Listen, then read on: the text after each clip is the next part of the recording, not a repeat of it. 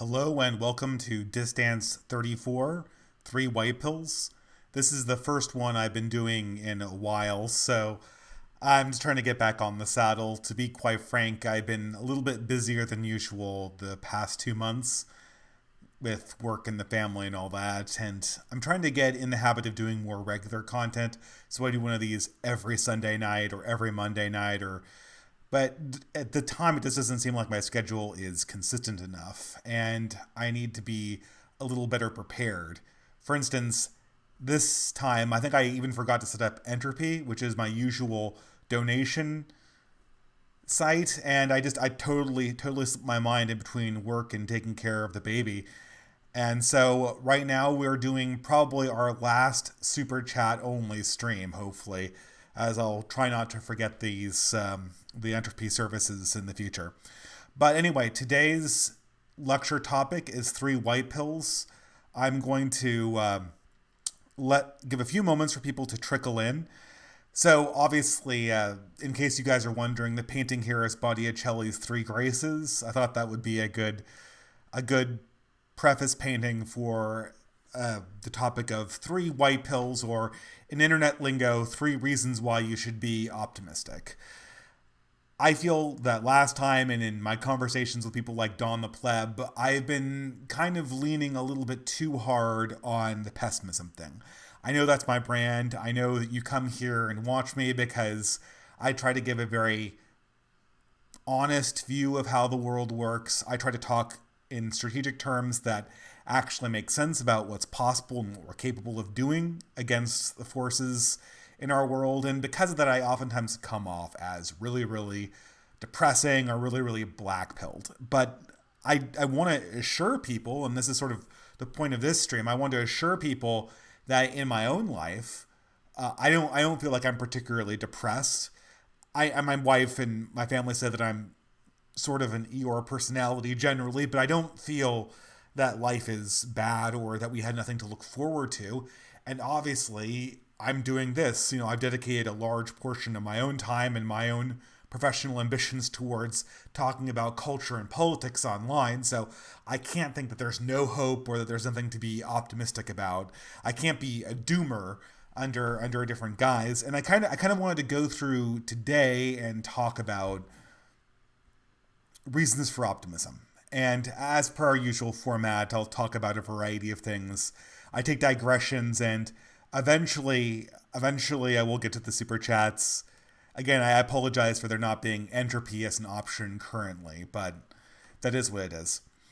Okay, so three white pills. And someone at the start of the stream, someone said, Dave's three white pills are going to be, you're alive, your enemies will die, and God's real. They kind of laugh because it's not entirely so far away from the three white pills that I want to talk about today, but they are going to be much, much less stark than that. There actually are secular reasons for being optimistic. There are actually more temporal reasons for looking on the brighter side of life if you're a right winger. And I'm going to try to put this into language that's easy to wield if I can, right? But of course, because this is actually a distributist stream, I'm going to have to I'm going to have to digress and go over the reasons why we're kind of in the situation we're in. So last week, what I did really was, and I think this is a popular stream because it's more or less on brand for me, I dissected common loops that the right and left fall into. So I think the analogy was some Star Trek episode where they're caught in a temporal anomaly where they keep on repeating the same day over and over again. Sort of the groundhog effect, so to speak. And this is more or less how I feel about American politics and cultural dynamics in the West generally. They always repeat over and over and over again. And if there's one thing the dissident right wants to do, there's one thing that we're really looking forward to, it's a termination of this cycle. And of course, this was directed predominantly at people like Don the Pleb, people who, I don't know, I know that Don the Pleb probably would consider himself dissident right, but his modes are much closer to what I would typically categorized as a normie con or a standard National Review Republican. And he had a much more, and we discussed this in a live stream about a week or so ago. We discussed his whole idea of actually interfacing with the political apparatus as it exists.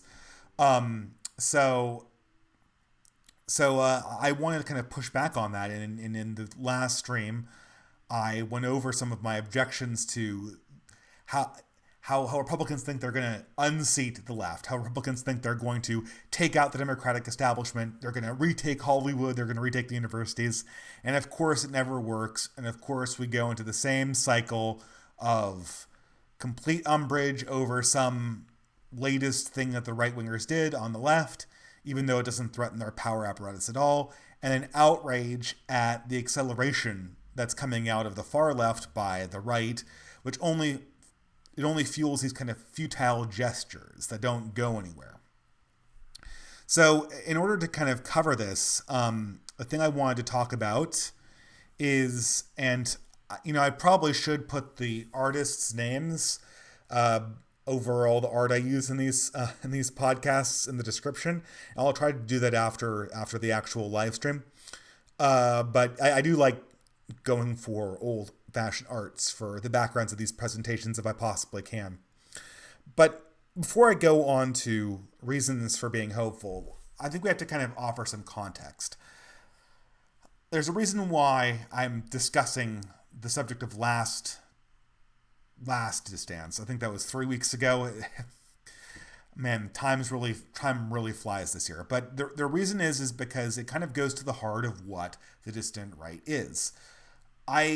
No one's on the distant right because they want to keep on doing what the Republicans have been trying to do for 30 years.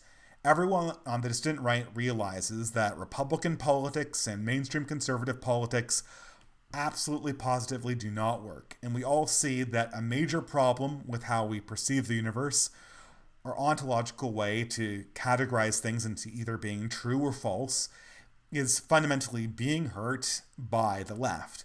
And so we have this dilemma in front of us. And I think this is something that I will go back to something that Curtis Yarvin, Mencius Moldbug, has been talking about in his most recent series of essays. One of the most important things to do when you're in the situation and you realize that nothing you're trying seems to be working is to stop thrashing. And this is a term that he borrows from, it's not really computer science, it's more just lingo used by computer programmers. So in computer programming, when you hit a bug, and for people who don't know computer programming, you oftentimes hit honest-to-God bugs. And these things they're not necessarily logical errors. They're something you did wrong with how the computer manages memory or its software, and you don't have an immediate solution. And they can be quite frustrating and very, very hard to see. And oftentimes what programmers will do is they'll get really, really frustrated and they'll just try to do anything. They'll try things that they know can't work possibly, and they take them a very, very long time to do. And the only reason why they do them is that they want to assure themselves that they're doing something to fix the problem. Because until the bug is fixed, they can't move forward with their program. And insofar as distant right politics is concerned, one of our primary objectives is to make sure that we stop the thrashing. And part of that is not participating in mainstream Republican politics, which is futile, and it appears in my own evaluation of it to be close to being futile. And when you start thrashing in computer programming, the solution is you should go off and jog or lift weights or play a video game or do something to completely clear your mind so that you can come back to your problem with a fresh start, reset, and then take a new whack at it from a new innovative point of view. And so this has led to a bunch of very, very common solutions on the distant right. And they all have different names. There's two broad schools. The first one that I've broadly been a very, very large critic of is called Accelerationism. And that is, and this is never very clear, this is essentially taking an attitude where you actually want to see the problems become more advanced so that there can be a better response to them on the part of the mainstream, or so that we can just get out of the loop that we're currently stuck in. Obviously, I think that there are a lot of problems with this. It runs against one of the core moral adages or invocations of Christianity, which is don't immanentize the eschaton. You're never, as a Christian or as someone who follows classical ethics, supposed to take actions to make the situation worse in the hope that some subsequent event will make it better. And the classic example for this in terms of Christianity is you're not supposed to try to reconstruct the battle of apocalypse. You're not trying to hasten the arrival of the Antichrist just so you can hasten the arrival of Christ. That's immanentizing the eschaton. That's making the end of the world more prominent. And that's a really, really bad thing. And to me, accelerationism always sounds too much like that. But in opposition to accelerationism on the distant right, there is the much more popular, post-2017, philosophy of parallelism, or pacifism, which kind of are the same thing. They have some variations. And here you're going to see a number of these various different parallelist philosophies. One of them, obviously, is Mencius Mollberg's pacifism. Another one is Rod Dreher's The Benedict option. Another one you could call, I think Mollberg uses this one too, and I think Dreher uses this one too, internal exile. Rod Dreher, the blogger, who also writes books, one of kind of, I don't know, it's his style of writing is kind of a constant irritation to me because it always seems a little bit cloying and purposefully naive. But I do owe a lot to him intellectually in terms of my own development, so I can't do the guy down. But he released a book called The Benedict Option, which roughly described parallelism for Christians.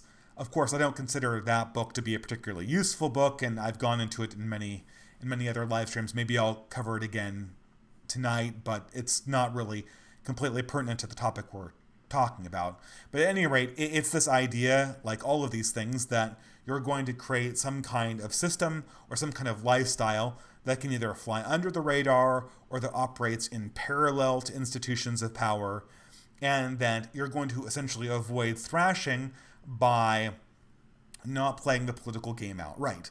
Now, you can play micropolitics, you can create legal funds to try to sue your opponents if they come after you aggressively, you could defend yourself if you're attacked, but you don't contend over the mainstay of power at the highest level of politics and the highest level of machinations. That's not what you do in parallelism. The whole idea is that you're not trying to take an unsolvable problem and thrash around with it. Another example of this would be Robert Mariani, or I believe his magazine's called Jacobites Post-Politics, right? Being post-politics is another form of parallelism. And I have been, an advocate of all of these philosophies going forward. I think that these are correct ways, these are correct attitudes to take to the modern power apparatus. We know that it's fundamentally mendacious, and we can talk about why we know it's fundamentally mendacious. Mendacious just means not generating truth. Either you're lying, or you're speaking non-truth because you're deceived, or you're speaking non-truth because you're actively trying to deceive people. And since we can't look into the person's soul, we don't call it ignorance and we don't call it lying, we just call it mendacity. For whatever reasons, the institutions that manage information in the society are spitting out errors. Either they're buggy, or they're being manipulated, or something's going on, they're hacked, but they're not truthful, and they're leading to a whole bunch of problems in our society. And so, as such, we can't play politics in the mainstay. And I think parallelism, in some form, is the only reason, the only way that we can really deal with this in a productive way, or the only one that I can figure out. Everything else either seems like immanentizing the eschaton, or it seems like thrashing around in political institutions that actively, they perpetuate a cycle that actively makes our opponents stronger and us weaker and weaker and weaker. And I don't like that dynamic. I don't appreciate that dynamic. And I don't think many people here online or even in real life benefit from it, unless you draw a stipend from the Heritage Institution or you're about to be nominated to the Supreme Court. And I appreciate micropolitics. I appreciate discrete pushes for certain agenda items. But actively fronting as more powerful than you actually are is part of this whole loop dynamic that I find so distasteful. It's in this whole thrashing dynamic that's harmful to everyone involved. All right. So let's say that we're sold on parallelism. We're sold on you can pick your adjective. The Benedict option, post-political, pacifism, internal exile, what have you.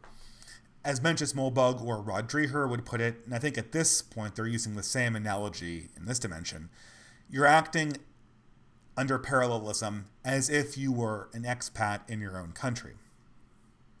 Now, this is, I guess the question then reasserts itself.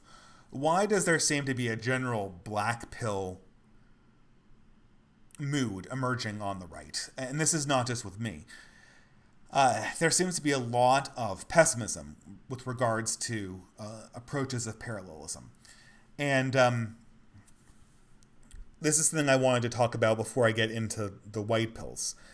Now, a few weeks ago, and I've kind of lost track of time, but I think it was a few weeks ago, one of my favorite bloggers, The Franklin, made a video directly addressing this. I can't remember the name of the video. I'll try to link it in the description. But he goes directly after Mollbug's notion of pacifism and internal exile. And, in the surface level, I think me and the Franklin and I and Mollbug, we all agree on the general observation that anger towards the status quo is useless, that fronting political power you don't have is useless. We all agree with that. We all want to build in parallel. But the Franklin talks in this video essay, about a subject that I've been thinking about to myself for a very, very long time. In fact, since I moved back to my home state, which is California. And that is, there's a certain disbelief that pacifism is going to work like Mencius Mollbug or Rod Dreher describe it in the sort of internal exile model. When the internal exile model was discussed, I believe that was a notion that came out of the Soviet Union in the 1970s, or the Eastern Bloc in general in the 1970s, in which case we were already in sort of a Brezhnevian post-Stalin, certainly post-Stalin, but even post-Khrushchev Soviet Union. The beast was very, very tired. It was interested mainly in competing with a much more powerful and much more optically sound rival superpower that was the United States. And it wasn't exactly in a hurry to start creating new massacres on a large scale. It wasn't really going to do ideological purges the way that Stalin did or the way that Lenin did. That wasn't the mode of the revolution at that time. And so it was very easy to sort of become spiritually detached from the politics that was going on around you. In some sense, the Brezhnevian Soviet state was absolutely mendacious. I think a very good illustration of that would be something like Chernobyl and the fallout that came after that disaster. And there was it an HBO miniseries? There was a very good miniseries that I watched one episode of when it came out because I just wasn't in the mood to sit down and watch a movie after work. And my wife watched it and she really liked it, but it definitely did outline this idea of being stuck in a fundamentally mendacious society. The advantage of the eternal exiles in the Brezhnevian Soviet Union the advantage was that the state apparatus was tired and didn't really believe in itself very much. And so it was kind of in a mode where it was looking to cut a lot of deals and to turn a lot of blind eyes. And in that situation, internal exile works quite well. Even though parallelism is much harder, there's many fewer liberties to pursue anything outside of just living in a Soviet system. The problem that the Franklin pointed out, the problem that I'm noticing increasingly every day, is that I am not by my nature, an object that the state is ambivalent about. I am something that the state is very interested in. I am an educated, white, middle class, uh, rogue Brahmin, basically. I have advanced degrees in a scientific topic. I'm in a highly professional field, and I'm a total heretic. That's not something that the ideological apparatus in our current day really wants to turn a blind eye to. They're absolutely paranoid about someone like me, or probably someone like the Franklin, creating a huge countervailing movement. And what's become apparent, certainly in 2020, is that a large part of the cathedral's plan for survival is literally burning the ships where people might escape from their project. They want to make sure that all of the alternatives to their Overton window are essentially so odious and distasteful that they're either morally self-discrediting or they appear to be the projects of kooks, madmen, or cultists. And if you break that narrative, and if you break that narrative certainly being part of a certain class, the state is very, very interested in finding any way possible to crush you. And so for people like me, I understand that I don't think that I'm doomed in this regard, but I foresee a future of myself as someone who is going to constantly have to dodge out of the way of forces that attempt to essentially vilify me in some way, shape, or form. And I'm going to have to be constantly conscious of that. And that stance does not fit into the stance of internal exile. You're not going off into your own thoughts. You're constantly having to watch your back. And that makes the need for some political solution to push back on some kind of aggressive action from the mainstream all the more pertinent. It constantly is in the back of your mind as, how are we going to stop this madness? How are we going to stop this madness? As a good example of this, just this week, I think it happened a while ago, but I think it was revealed just this week, Laura Towler had her bank accounts slashed. The bank just out and said, "Hey, we're not doing business with you. Get out. Your cards, your money are no longer good for us, and find someone else to bank with." That's a huge material imposition on somebody who's trying to start a family. That's a huge material imposition on someone who's trying to, say, for instance, pay for a wedding, which I think Laura is in the position of doing. And that action by the mainstream, endorsed by the media. I mean, you think that the banks are just sitting around trying to figure out who has politics that they don't want to deal with? No, of course, this is part of some activist apparatus, which might or might not be named Hope Not Hate, decided to contact these banks and pressure them into canceling Laura Towler's bank account there. If that's the system we live in, where the way of wielding, the way of expressing political disagreement is to essentially destroy someone financially, in the dark, just assassinating their livelihood institutionally in the most roundabout, dishonest way possible, that's a big line that's been crossed for me. And I know people try to justify this. Every time it happens, people try to justify this. It was just Laura Towler. It was just Brittany Pettibone. It won't happen to the next person, and we always have to play this slippery slope game where we have to pretend like no one can see the trend lines about where they're going. And I probably will talk about this person a little bit later in the stream when I get past this topic. Again, this is something that Faraday Speaks always tried to convince me of. Don't worry, Dave. They're not going to come after you. It's just Brittany Pettibone and Martin Seltner. It's just Lauren Southern. It's just Laura Towler.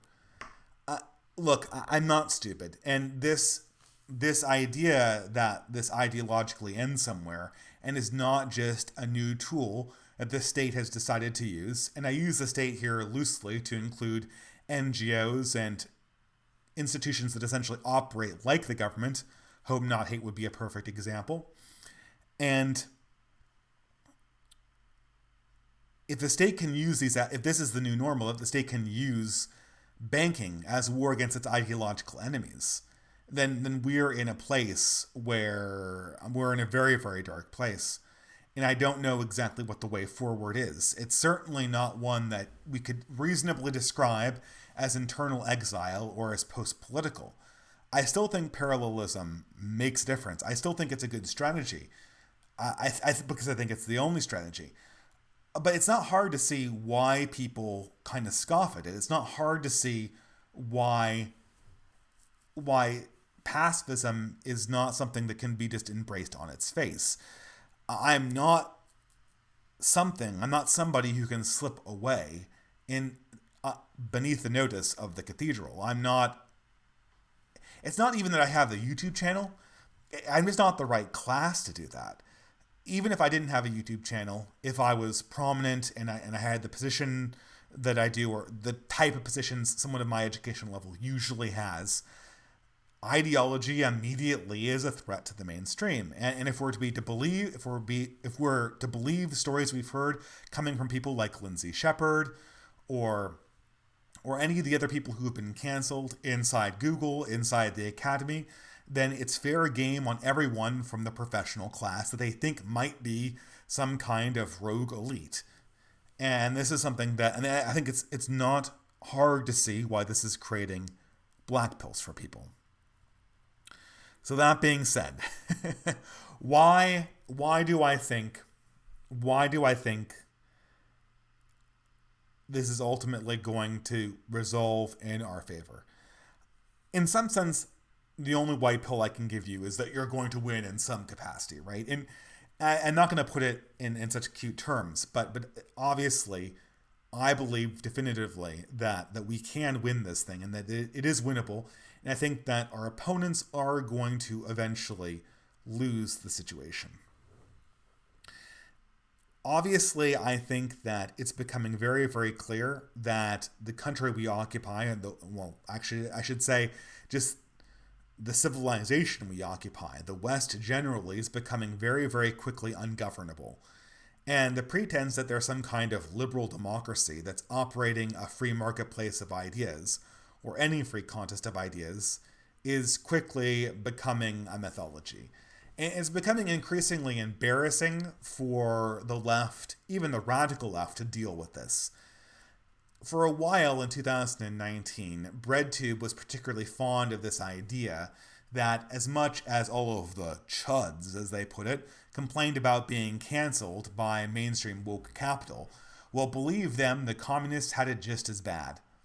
By 2020, this proposition is ridiculous, and I know of no BreadTuber who can really address it head on or contradict it. It's obvious that woke capital comes after the right faster and more aggressively than it's ever come after a communist. When was the last time a communist not only was fired from their jobs for being a communist, but straight up had their bank account canceled because it was discovered that they publicly advocated for Marx or Engels, or they're a part of a Marxist party? And I'm not talking about, oh, you bled secrets to Stalin. I'm not talking about some charge of high treason that can be proven in a court of law. Obviously, no one has that on Lindsay Shepherd. No one has that on Lauren Southern or Laura Towler or Martin and Brittany Sellner. They're married now, so I should really stop calling her Brittany Pettibone. No one has that information because it doesn't exist. That doesn't happen. And so when was the last time a communist... When was the last time a tanky or a Stalinist had their bank accounts terminated because they had the wrong politics and advocated for the wrong politics out in the open? Increasingly, the narratives that the mainstream are spinning are collapsing, absolutely collapsing. Now, ultimately, what does this mean? This is... I'm going to try to be my own critic here. Okay, the narratives are collapsing, but what does that mean?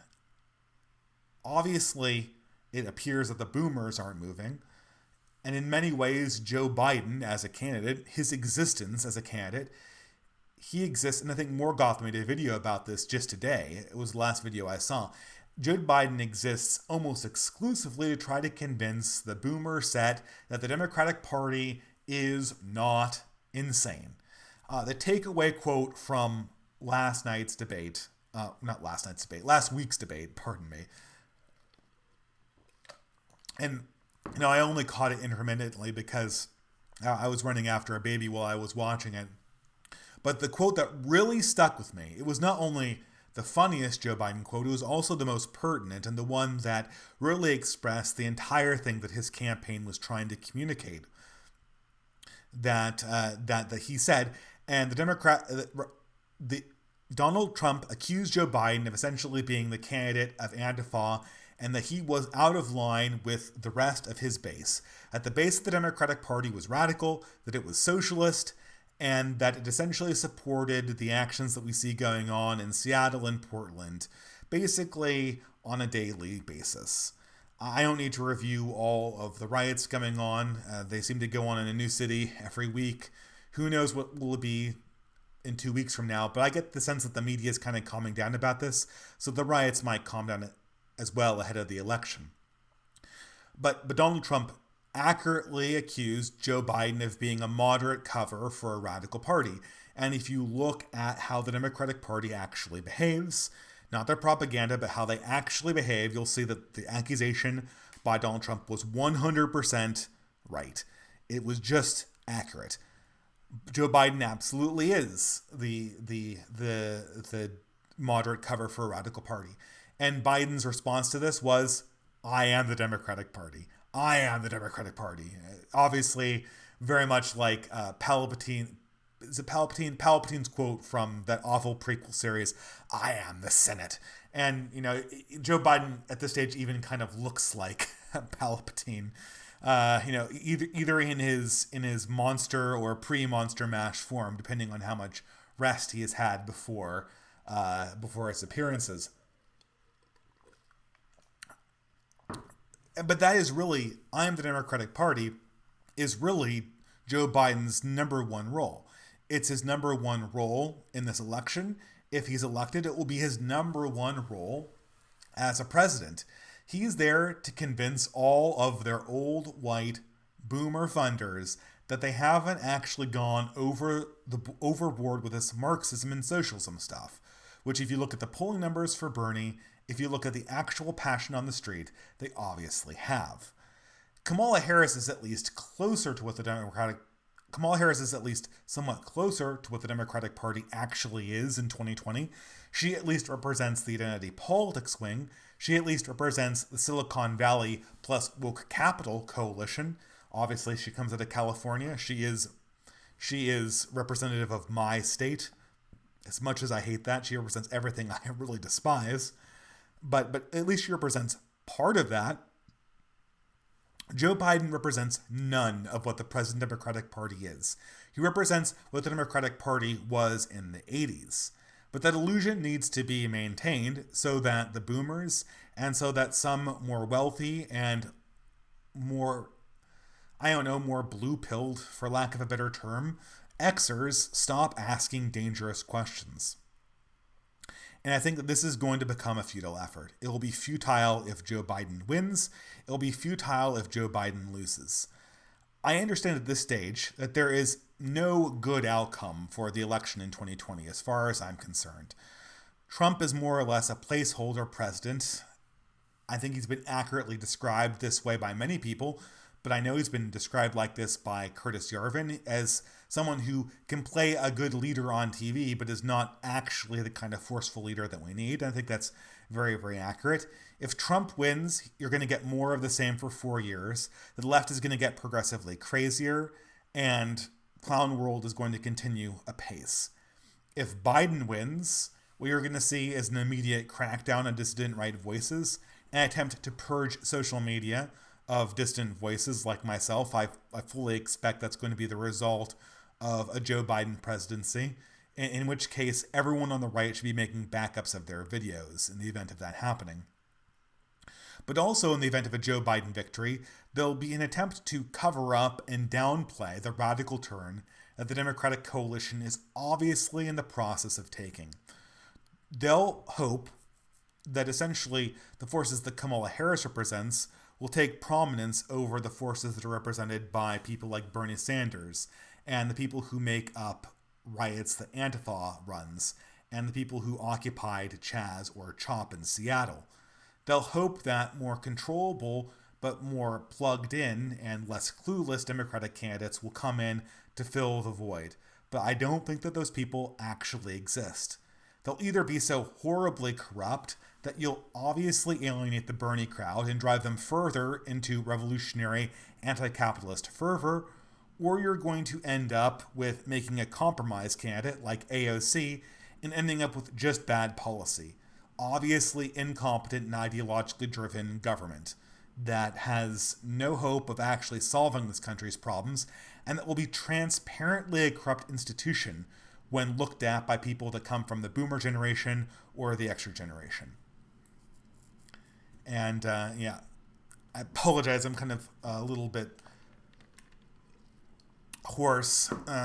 Bad smoke here in the Golden State. And I think I caught some of that today. All of this adds up to something that I think is totally unsustainable on the part of our enemies. Now, this is the million-dollar question that everyone on the distant right is going to be asking, and this is what my 3 white pills are here to address directly. The narrative has been crumbling at least since 2014 or 2015, probably since 2012, when the Great Awakening started out in earnest. Why this time, Dave? Why now are the boomers all of a sudden going to start coming around to this new way of doing things? Why are we going to win? Why are the dissident right forces going to be positioned to get their narrative out front and not have it completely devoured by the mainstream the way it has for the last 6 years, if we're being honest? There's been a certain limitation on the growth of the dissident right, on right-wing groups in general.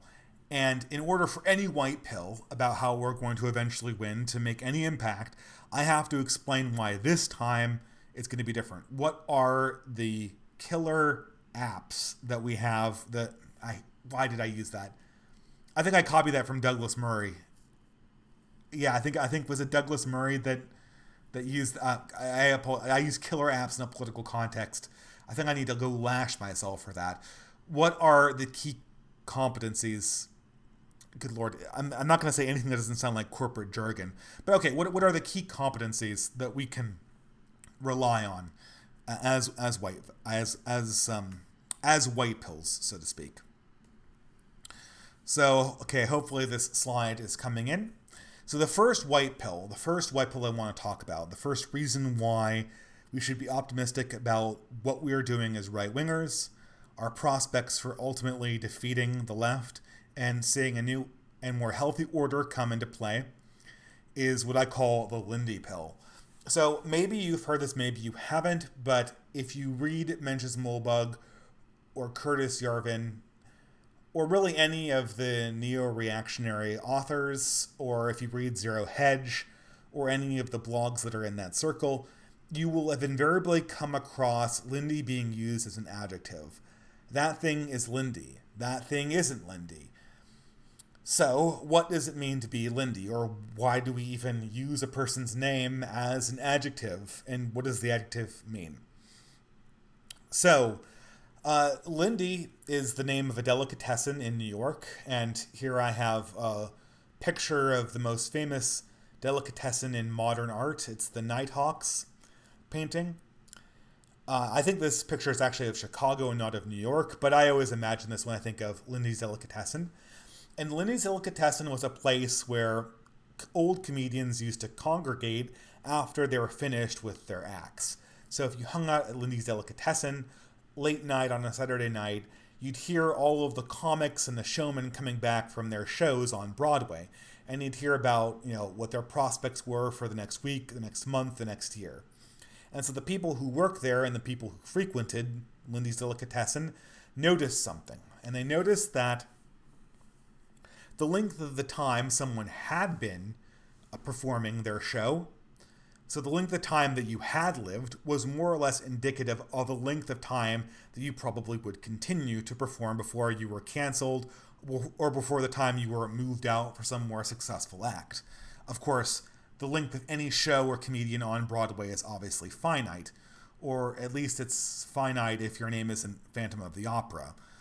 But usually most shows have a finite runtime, most comedians have a finite runtime on Broadway. And so the question is, how long are they going to perform?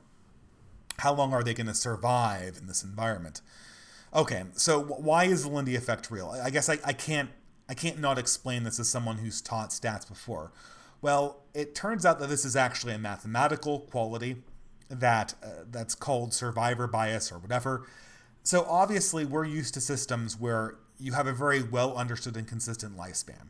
As a human, you live to about 75 or 80 years, and then, maybe you live 10 years or 20 years or 30 years more. Maybe you live 30 years less, right? And, so it's a definitive endpoint with error bars.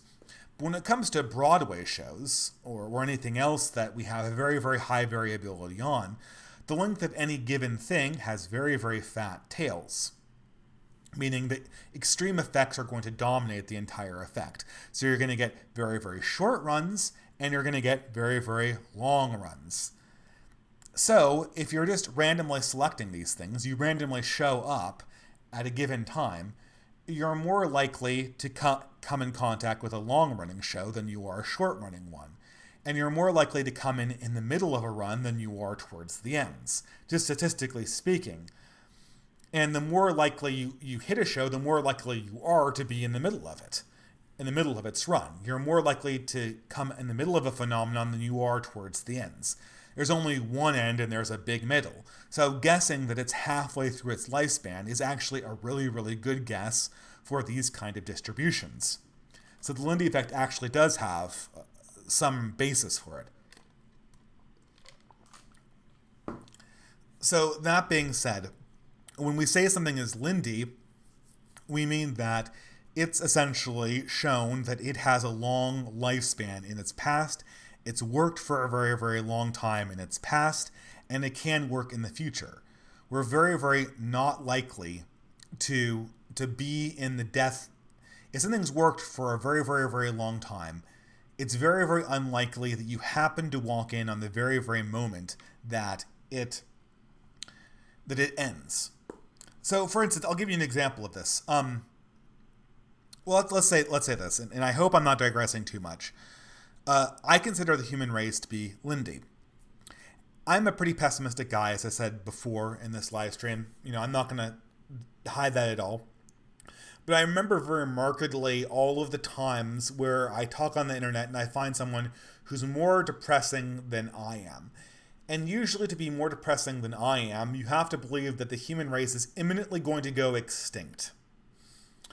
And so oftentimes I'm asked to argue people who think that the human race is just going to be wiped out, usually by some kind of technological horror, as in the Terminator or the Matrix. And I remember arguing with somebody, even let's just say, for instance, and I don't think this is going to happen, let's say that we are going to make general AI, and then we're going to make general super AI within the next 30 years or the next few generations, to the capacity where it could actually threaten human existence. So those are three things that I think are, and they're not unlikely, but they're lower likelihood in my estimation, just subjectively. But let's grant that happens. So the human race shifts from being the dominant species on the planet to being a non-dominant species. When was the last time that always resulted in the extinction of that species? There are still wolves around. There are still turtles around. There are still alligators around. All of those species occupied a niche, and there's no reason to believe necessarily that human beings as well could not occupy a niche in a new ecosystem where they had to contend with some alien or perhaps artificial being that had a dominant position inside the hierarchy of power on the planet, or perhaps even the universe. And I asked, when was the last time a certain species was so dominant it wiped out all other life. And the guy answered, well, that did happen on Earth once, and it was when DNA wiped out RNA organisms. In the era when life was evolving in primordial pools. And I remember thinking to myself, that's not Lindy. That kind of complete wipeout of alternatives happened basically one time in this planet's existence. And even then, I'm not entirely sure because we still have like retroviruses that use RNA and stuff like that. So I'm not even so sure that that's completely accurate. But a complete extinction level event where all species that are not of this exact kind are completely wiped out has happened, according to this person, one time in all natural history. The probability that that happens again isn't Lindy. It would be like walking in on lightning striking twice. And the same thing is true for when you look at the left versus right dynamics.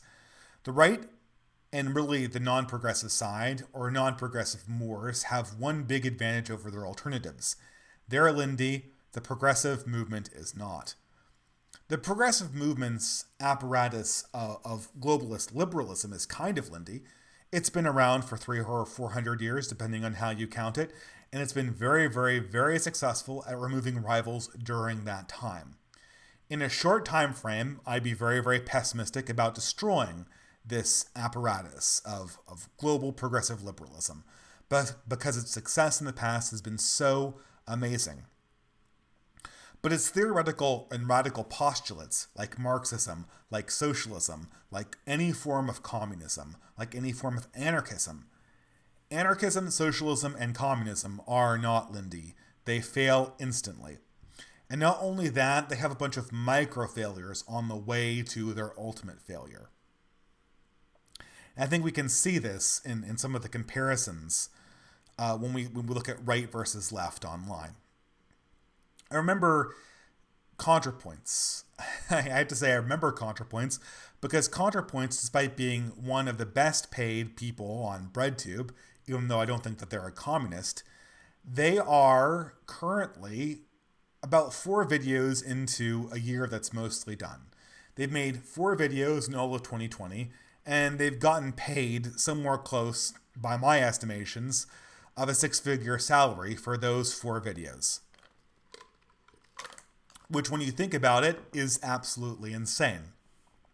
Already, even after that, despite the fact that everyone on BreadTube sings their praises, ContraPoints seems a little less than relevant, in my honest opinion. Even for left-wingers, it seems like ContraPoints is where the left was in 2017. It does not seem that ContraPoints is where the left is in 2019 or in 2020. Which might be part of the reason why they're making so few videos. The left does not want people who give only sideways and mealy-mouthed endorsements to socialism or communism.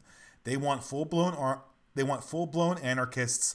They want full-blown communists. They want people to tell them that their dreams and their aspirations for utopian lives, fully luxury space communism, they want people to tell them that that is an imminent thing that's going to happen within their lifetimes, and I don't think ContraPoints is going to tell them that, because ContraPoints will largely lose their mainstream appeal if they do. However, what that means essentially is the golden star of progressive YouTube has been moved into the position of being a rather marginal figure in their own community, less than 2 years after the mainstay of their big explosion in popularity. That means that Sargon, and I know Sargon gets a lot of shit in right-wing communities, but that means Sargon is more Lindy than ContraPoints in a big way. And I think that's really telling. And I think if you look at just how much institutional help Natalie Wynn had with her channel, just how much praise she got from the New York Times and the New Yorker, just how much raw money she gets paid for a really, really minimalistic output of content, I think I might have used a wrong pronoun in there. I apologize if that was the case. But at any rate, what you see when you look at ContraPoints is a very, very, very fragile product. There are so many ways, there are so many failure modes ContraPoints has, and they all seem to be converging on that YouTuber in 2021. Whenever they come back to prominence inside a left-wing community, whenever they have to actually argue for a controversial point, they're going to run into an immediate problem.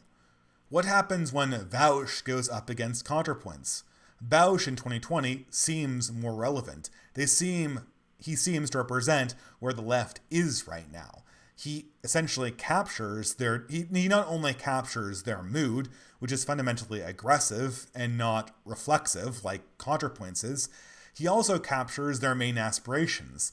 You can essentially sit at your desk, be a keyboard warrior, yell at the screen, get angry at the chuds, and own people in a debate, and that this not only is something that is useful for a movement, it is eminently laudable, heroic, and imminently how you're going to bring about some kind of anarchist utopia where everyone can do this. That's an absolute fantasy. It is very, very obvious to me, at least, that Vaush is not Lindy. Vaush is not Lindy. I don't know why I need to justify this. The guy does not look stable. And people post this on this happened a while back, and I don't have the picture here to show you, but they posted a picture of Vaush in college and a Vaush now. So I think it's basically a 10-year difference, and the guy looks really bad. He looks very, very clean cut in college. He looks like he knows what he's going to do with his life, and it looks like he's sunken into a YouTube rabbit hole.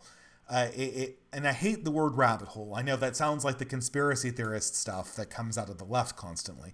But it looks like his life took a turn for the worst.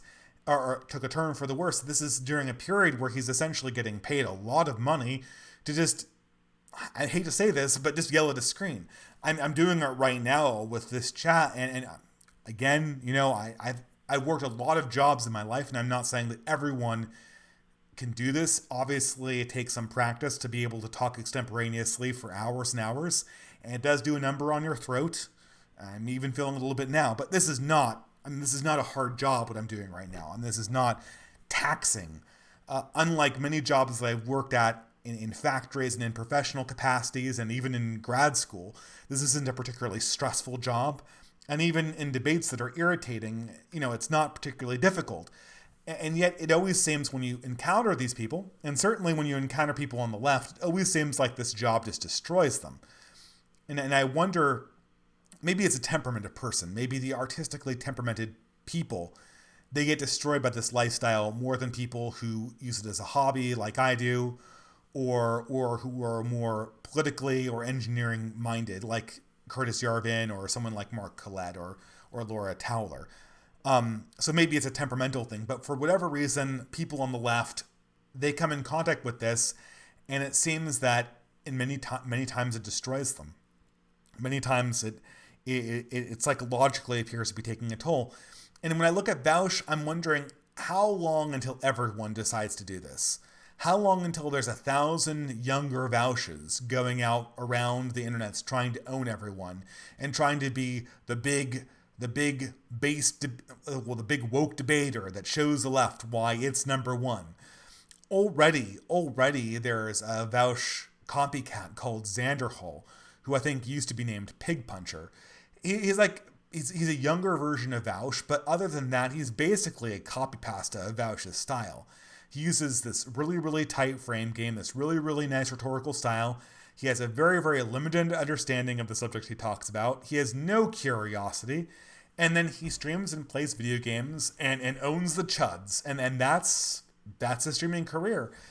Once this becomes a thing you can do, I don't think that the Vaush brand is going to hold up.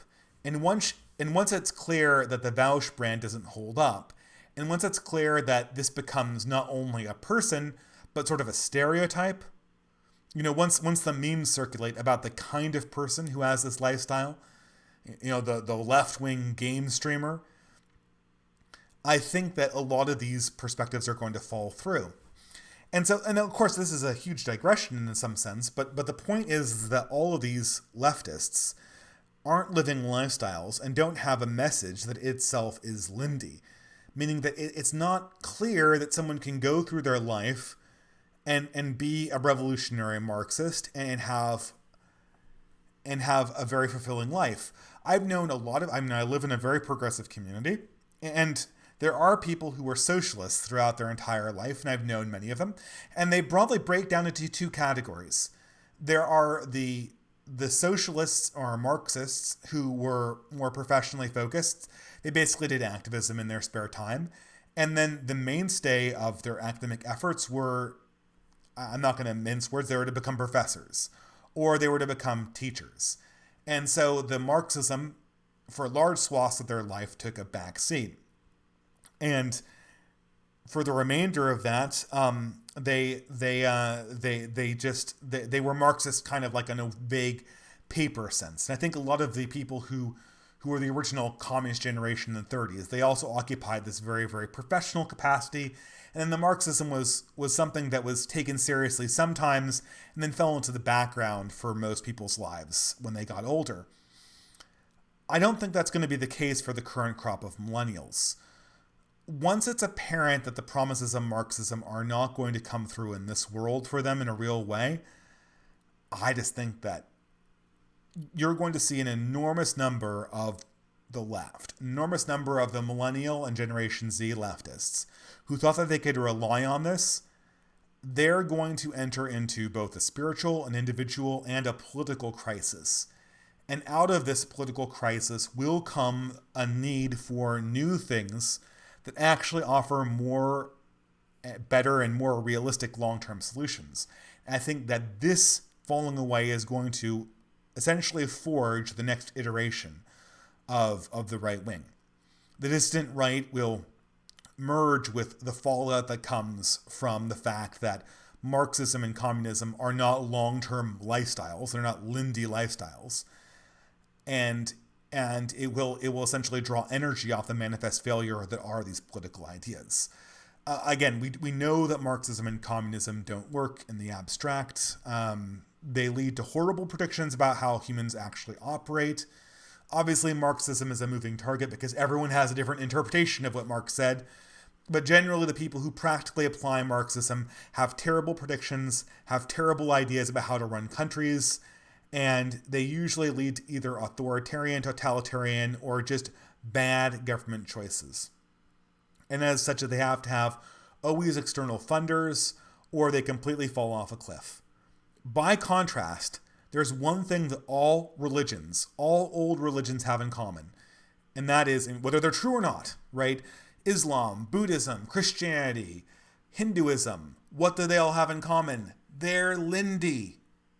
They've existed for thousands of years, at least, or I guess 1,000 years if you're talking about Islam, which is the youngest one of these old religions. And therefore, by the Lindy effect, they have a high probability of lasting a very, very long time. We know that they are sustainable in relation to human nature in a way that politically Marxism appears like it's not, and certainly in terms of a lifestyle, it seems like Marxism is not. I kind of gave half an analogy back there. I realized that I kind of left a cliff, or I left an either or, and I only gave one end of it. I said the Marxists that were Marxists in college either became professors or professionals in a way that would allow them to backstage their own radical beliefs, or, and the or is, the other route it seemed that Marxists could take was they were absolutely consumed by their ideology, and they became people who were sucked into this professional leftist circuit. Now, right now, post-Occupy Wall Street, I'm not so sure that professional leftism is such a bad place to be. Post-2012, it seems like it's kind of fun to be a professional leftist. Typically, however, in the 90s and in the 80s, and in the 2000s, professional leftism was a very, very depressing place. Obviously, I can't vouch for the 80s. I can certainly vouch for the late 90s and early 2000s. There were no end of washed up, ex-hippies who were still anarchists and communists wandering around Northern California complaining about how the dream didn't come alive. For every one of those people, there are probably 10 that found out that this was their destiny and decided to turn away from it. And you have to imagine that that's going to be the process that we're going to undertake.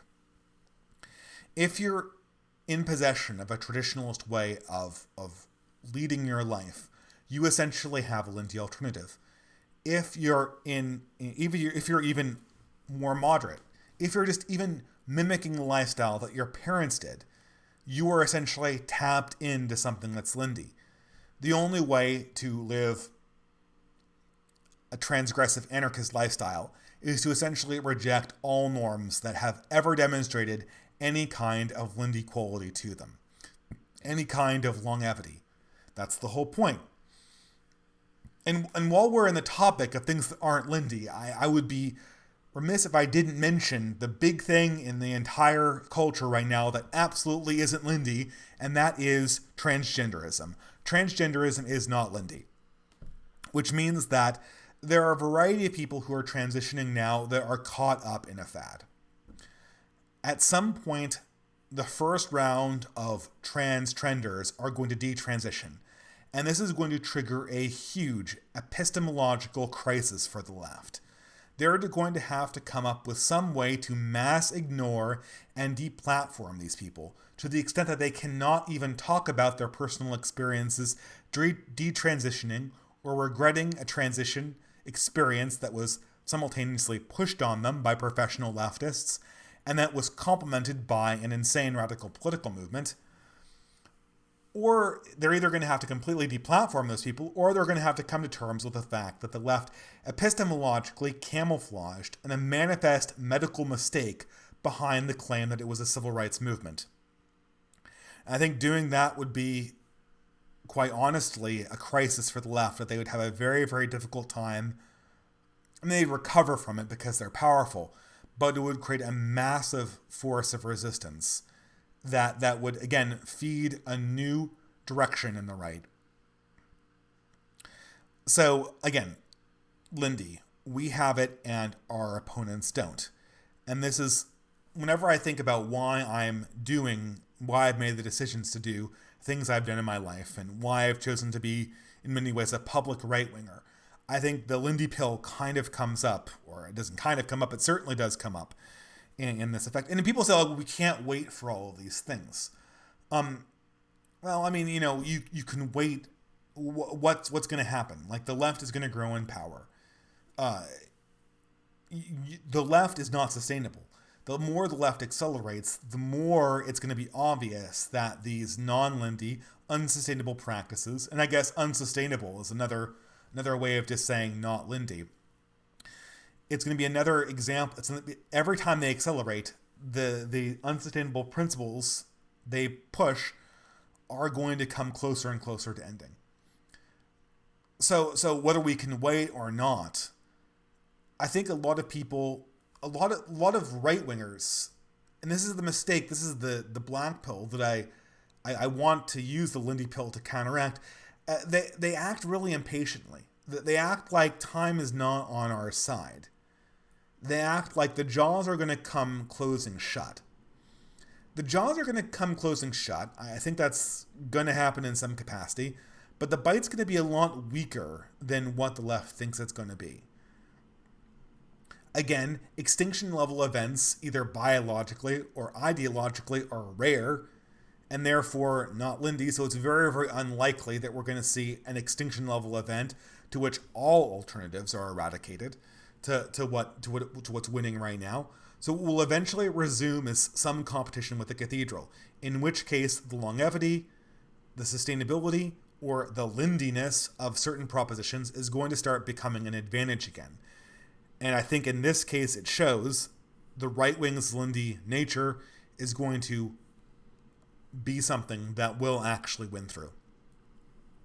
Okay, so before I get too carried away, there's two more, and I'm already way over time. And that's not the PowerPoint presentation, so let's go forward. Okay. The main thing that the Lindy pill is meant to get rid of, the main thing that the misperception, the black pill, it's meant to counteract, is we don't have enough time. We don't have enough time to thrash. We don't have enough time to seize power and turn the ship around. But we also need to keep in mind that the Lindy effect tells us that we have a very, very low probability of dying, and our enemies have a very, very high probability of dying, and of their ideas fundamentally collapsing. As such, we should not behave as if there's an imminent apocalypse. We should take a chill pill along with the white pill. The Lindy pill for right-wingers is the chill pill. So please apply appropriately. Okay, so what's the next pill? The next pill is the Grill pill. And the Grill pill, basically, there's two things I want to say here. And this is sort of the solution to our boomer problem. Obviously, the solution to the boomer problem is the boomers dying, which is why, the Lindy pill was you're alive, right? And the Grill pill is your enemies are going to die, right? This is the equivalent of your enemies are going to die. The Grill pill is the solution to the boomers, and obviously the ultimate solution is generations pass, and then new people come to fill their places, and so the inertness of our culture that the boomers introduce is going to fade away. And probably that's going to involve things getting a little bit worse before they get better. But other than dying, the boomers have a solution, and that's called the Grill pill. The two black pills that this is supposed to counteract in terms of the right wing. There's two things that right-wingers are very, very afraid of that I think we need to kind of chill out about a little bit. We need to be aware of the dangers. We need to take action against these dangers, but we need to take actions against them in a much more calm and circumspect way. Because I think a lot of the things that right-wingers are afraid of, they have no right to be afraid of in the ways that they're fearing them. And those two things are, I can't have any fun as a right-winger, and I have to be not normal, or I have to fear normal situations. So I think this week I wrote a tweet, and I said something like, I'm not remembering it right now, but the tweet, and I know I cheated. I went back to Twitter. I should get off, but I've been tempted because I've had these ever since I've had less time to make videos, I've been tempted to kind of put the ideas online through Twitter. For what it's worth, for my sins. But the message was something to the effect of this. If one was to simply follow this strategy, always participate in community activities that are not political. When politics, and it's always progressive politics, is injected into a situation, simply remove yourself from that situation and don't participate. Politely excuse yourself and seek a community with other people who do not want to participate in politics.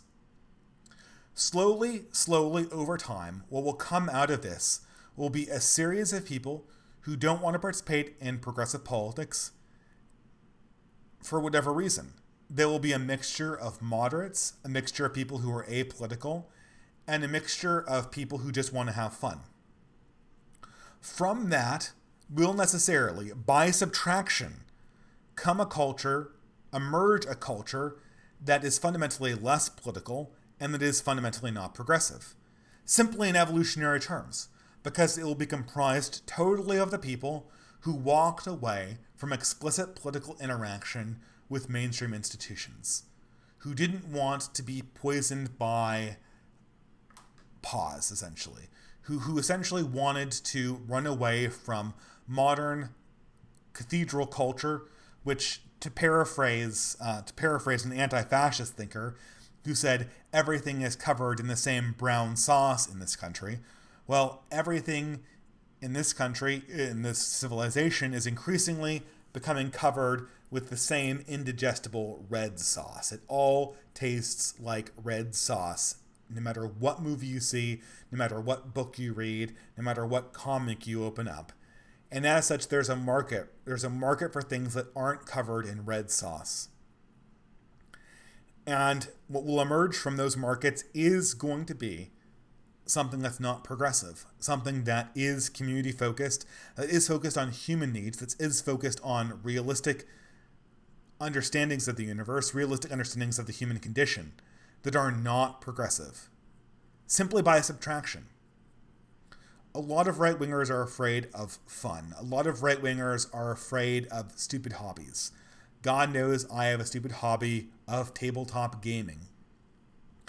And I give people a lot of shit about stupid hobbies like anime. And part of it's just memeing, you know. I think anime has a lot of cultural problems with it, and I'm utterly allergic to the concept of the waifu, which I do consider to be really, really cringe and poor optics, because it feeds into the left's narrative about young right-wing men. And it feeds into a very convenient narrative in that regard. But sometimes I think we go a little bit too far. Any interaction, fun is a genuine human desire. Community is a genuine human desire. Good food and good company are genuine human desires, hence the grill pill. When we participate in these genuine human desires in real life with other people who we develop genuine friends with, who we develop genuine friendships with, we are participating in something that is fundamentally, in some sense, outside of the control of the ideology that its obvious woke capital wants to inhabit every one of our personal interactions. If we build those communities around even the most trivial things, as long as they interact with reality, and as long as they interact with a real and healthy desire to have fun, they in some sense help us build a culture that is fundamentally not progressive, and they plant the seeds for what will naturally come after progressivism, that will naturally come after the woke wave that we're experiencing currently. I think people genuinely discount this. I think people, and I understand because I think video games have really discolored this, because video games get you into this mode where you can turn a hobby into something that's indistinguishable from a dopamine hit. I think tabletop games where you're actually building friendships with real people in real space are much less, they have this problem a lot less. And certainly sports have it way less. If you're doing sports or board gaming or cooking, you have access to a world that is fundamentally linked into something that is real. And realism is the mother of all right-wing culture. All right-wing culture is essentially born from humans interacting with a realistic perspective on the human condition and a realist perspective on nature itself. Because naturally, realism imposes constraints that are outside of ourselves. We acknowledge that humans have constraints. We acknowledge that human interactions, when they're not curated by essentially chaperones, woke chaperones, have constraints that we need to acknowledge. Families have constraints. Families are, they're literally authoritarian institutions. They're not democracies. I assure you, anyone who has a child or has ever had children understands that families are authoritarian systems. Sometimes they're managed and divided authoritarian systems, but they are authoritarian systems. And the more and more we come in contact with real human institutions and real healthy desires, the more we take the grill pill. The more we organically move to a culture that is not progressive, or that is at odds fundamentally and realistically with the things that progressives are telling us day in and day out. I don't think that this power is tapped into enough. I really don't think it is. Folk music is our ally. Every old book is our ally. Classical music is our ally. As a matter of fact, this last month, preemptively almost, there has been an overwhelming assault from progressive institutions. And they always do this they always do this all at once, right? They always do this all at once, where they all, 4 or 5 publications release the same article. And that article this month was, is classical music a little bit inherently racist? And of course, by the definition the left uses, how could it not be? Classical music is, by definition, when we say classical music, we mean European classical music, which means it's predominantly made by dead white men, which means by the Vaush definition of racism, it is definitively racist. So the answer has to be yes. But every time they say that, they're essentially just cutting off a huge area that will, by definition, generate culture that is not progressive. They're basically giving us space to operate. They're giving us the seedbed for which a garden of post-revolutionary, post-progressive, non-progressive ideas can spring up readily from the real human experiences that they inspire. And so the Grill pill is the classical music pill. The classical music pill is the Warhammer 40k pill. It is the sports pill. It is the I can literally do anything with my friends. And as long as we're focused on that activity and the real constraints that it puts in front of us as humans in real space, then in some sense I am doing a right-wing thing. And I'm speaking a language that is fundamentally right-wing. That's fundamentally at odds with the language that's increasingly going on in online spaces and increasingly going around on in virtual environments that is idealized and curated and custom fit to procure some ideological outcome that might not even be in line with the real human experiences that all people before us have experienced and that all people continue to experience when they come together and actually try to experience something genuine. Don't be afraid of fun. Be afraid of dopamine hits. Be afraid of online mirrors, online social media. Absolutely. I mean, kill your Twitter. I'm a bad person for breaking my own Twitter fast. I will try to take it again this coming year. I assure you, I can kick the habit, and I've slightly relapsed. But absolutely be suspicious of social media. But don't kill fun, and certainly don't kill communities that exist around having fun with other people.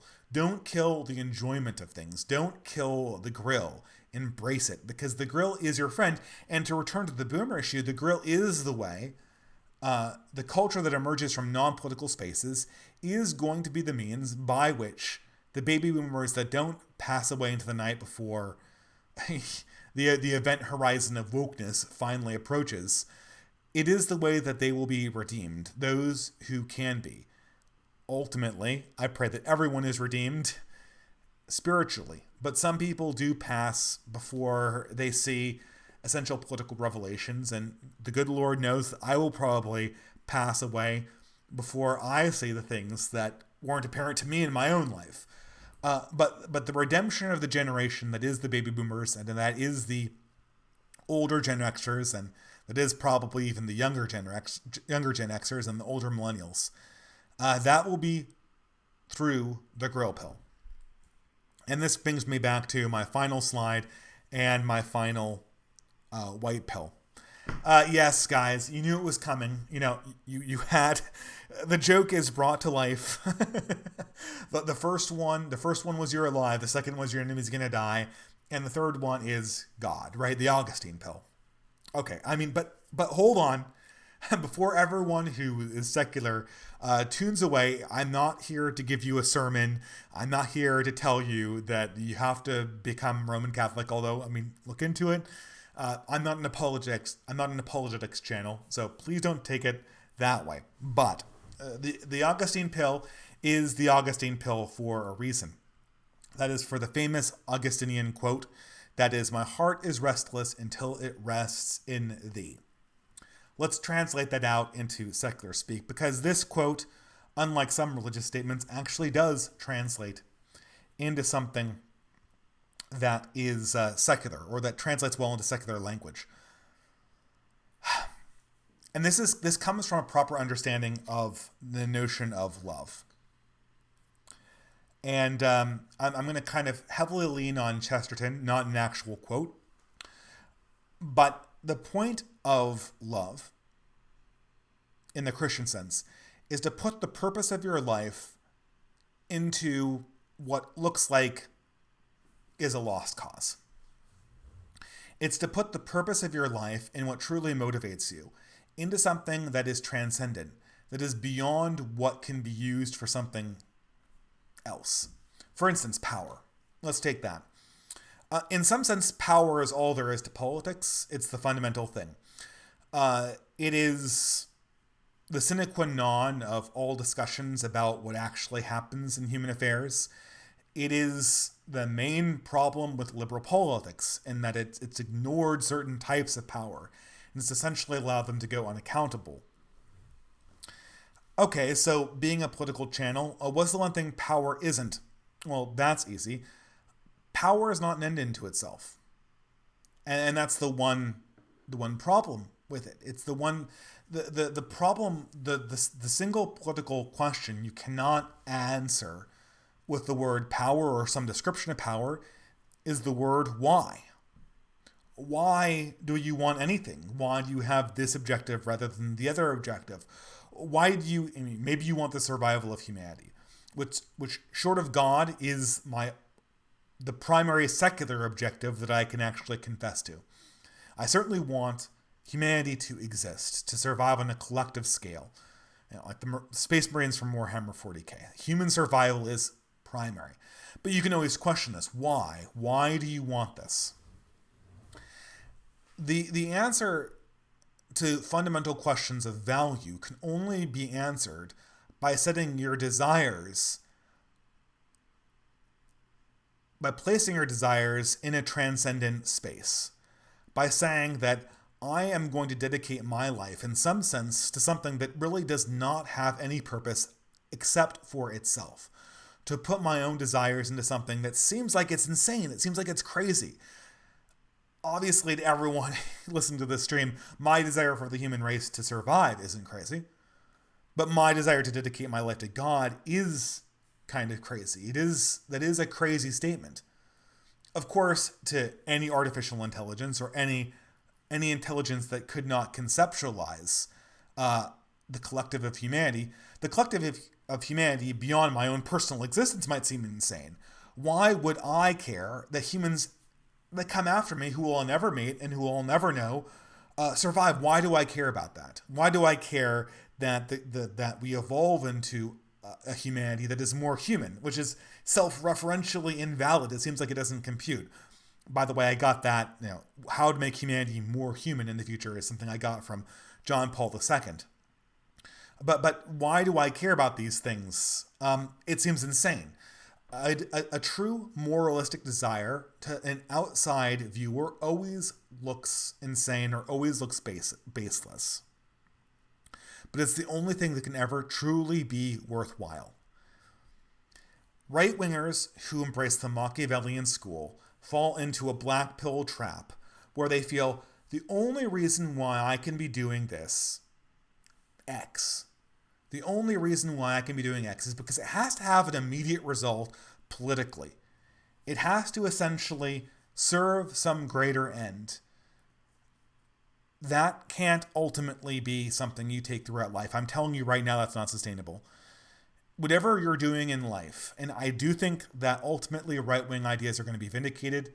Left-wing ideas certainly, they're never vindicated. So you can rest assured that they're going to discredit themselves. They always do, because they're not real. But I do think that ultimately right-wing ideas are going to be vindicated, but that's not... You can't go through life pinning all of your hopes on the ultimate victory, and certainly not the immediate victory of a right-wing movement. You have to do something for its own sake. Obviously, I think that has to be God in some form, some way, shape, or form. I think that's the only thing that makes sense ultimately. But say, for instance, I'm just going to table the question of God's existence and communicate this to a secular audience. You have to dedicate yourself to other people as an end into themselves in the Kantian sense. Guys, you're just going to have to give me permission to mispronounce things. I mean, you watch this channel. You must have given me permission to mispronounce things at this stage. I mean, if you're watching at this stage, you certainly do. But you have to treat people as an end into themselves that you love. And that's the definition of love. The definition of love, it's not sexual desire, it's not romantic desire. The definition of love is that I have taken this object and I've treated it as an end into itself. I've developed, in G.K. Chesterton's words, an irrational affection for this thing. And in some sense, God is the ultimate in our own lives. Our own relations to him are the ultimate irrational or I mean, irrational sounds like we're violating some rule of rationality. I would say they're a pre-rational or super-rational desire, right? They're beyond rationality's ability to veto. And the only way to live your life is to dedicate your life to some thing, some person, some principle. And all three of those things have one common locus if we say God, who's simultaneously a principle, a person, and a thing. It's kind of an inversion of the Trinity in some way, shape, or form.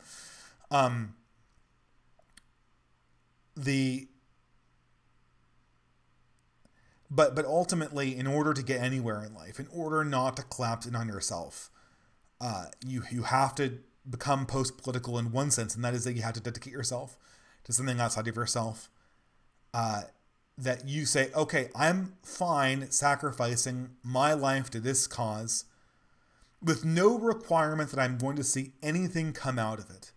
Like, I don't have to see, like, I love this person even if they don't love me back. I love this person even if they don't, they live in a way that I don't think is going to be how I would do things. I dedicate myself to this vow even if it doesn't work out the way that I thought it would initially. And that's the only way to live your life. And I'll say this, Curtis Yarvin and Rod Dreher and Robert Mariani and all of the people on the reactionary side, they've been pretty unanimous in the fact that the right wing needs more art, more music, more beauty, more poetry. This is something that the left has been losing for the last 100 years, and it's really started losing its after 2012. The right has had a hard time picking it up. The reason why the right has had a hard time picking it up is because the right has had a hard time ever treating art as if it's an end into itself. And unfortunately, that's the requirement for art. The requirement for art is like a woman. She doesn't want you to do it for some greater political reason. She wants to do it because you love her, right? And art immediately rejects anything that does not treat it as irrational, that does not treat it as a super-rational desire for something greater than itself. We have to give ourselves permission on the right to be able to do things and create things that have no greater political purpose and that simply exist as the testament to their own irrationality, that have no reason for existing. I've been a critic of modern art, certainly. I think that a lot of it's crap. but I want to say this. I do kind of have a soft spot for abstract art. I can go to a modern art gallery and, while I think most of it's terrible, I can come out of it and see one or two paintings that I think are genuinely good. And I'll say this, one thing I do very, very much appreciate about modern abstract art is that it doesn't try to make apologies for what it is. That's always the problem with kitsch. And, Roger Scruton talked endlessly about kitsch. Kitsch is representative art that always seems like it has some kind of ulterior motive. It's trying to sell you on something. It's trying to be something that it's not. One thing you have to appreciate about modern art is that it's just so unapologetic about its own existence. And that's one reason why most modern art, while it's certainly bad art, will always undeniably be art. And that is that it's Augustinian. It demonstrates a desire of the artist for something that is beyond his own explainable inclinations or his ability to see results. Now, I should make an exception. Transparently political art, like the crap that comes out of the SJW sphere, where everything is like an on-the-button political message, that is transparently not art. But in order to make good art, in order to make good poetry, in order to do anything worthwhile that can transcend our political motives, we have to take the Augustine pill, either by placing our desires in some spiritual force that's beyond rationality, or placing our desire in a community or in people, or if you're an artist, placing it in some aesthetic vision that you can see somewhere in what you're working with. And I think that this is the final white pill. And I'll say this too. This also means that our political actions, like this channel, ultimately, this is a very, very possible endpoint for this channel. Biden wins the election, there's a crackdown on YouTube, and virtually every dissident right channel immediately gets nixed. Very, very easy way for me to see the ultimate termination point of this channel politically. I'd say it's not even unlikely that that's going to happen. But at some stage, I don't think this channel is going to be a loss, even if very few people see it, even if it exists only on my personal website or only on BitChute, which very, very few people ever come and see. Because I somehow feel, and I don't think that this is art, like this live stream, it's just me talking at night. But I do have the occasional video where I'm like, yeah, I think I did a really good job on that. Like I really kind of, I might have actually done something that's good. And I don't think it's good art, or maybe it's not even good enough to be art. But I did it so that it could exist, and not so that I could sway some 1,000 number of people on YouTube or some 100 number of people on YouTube.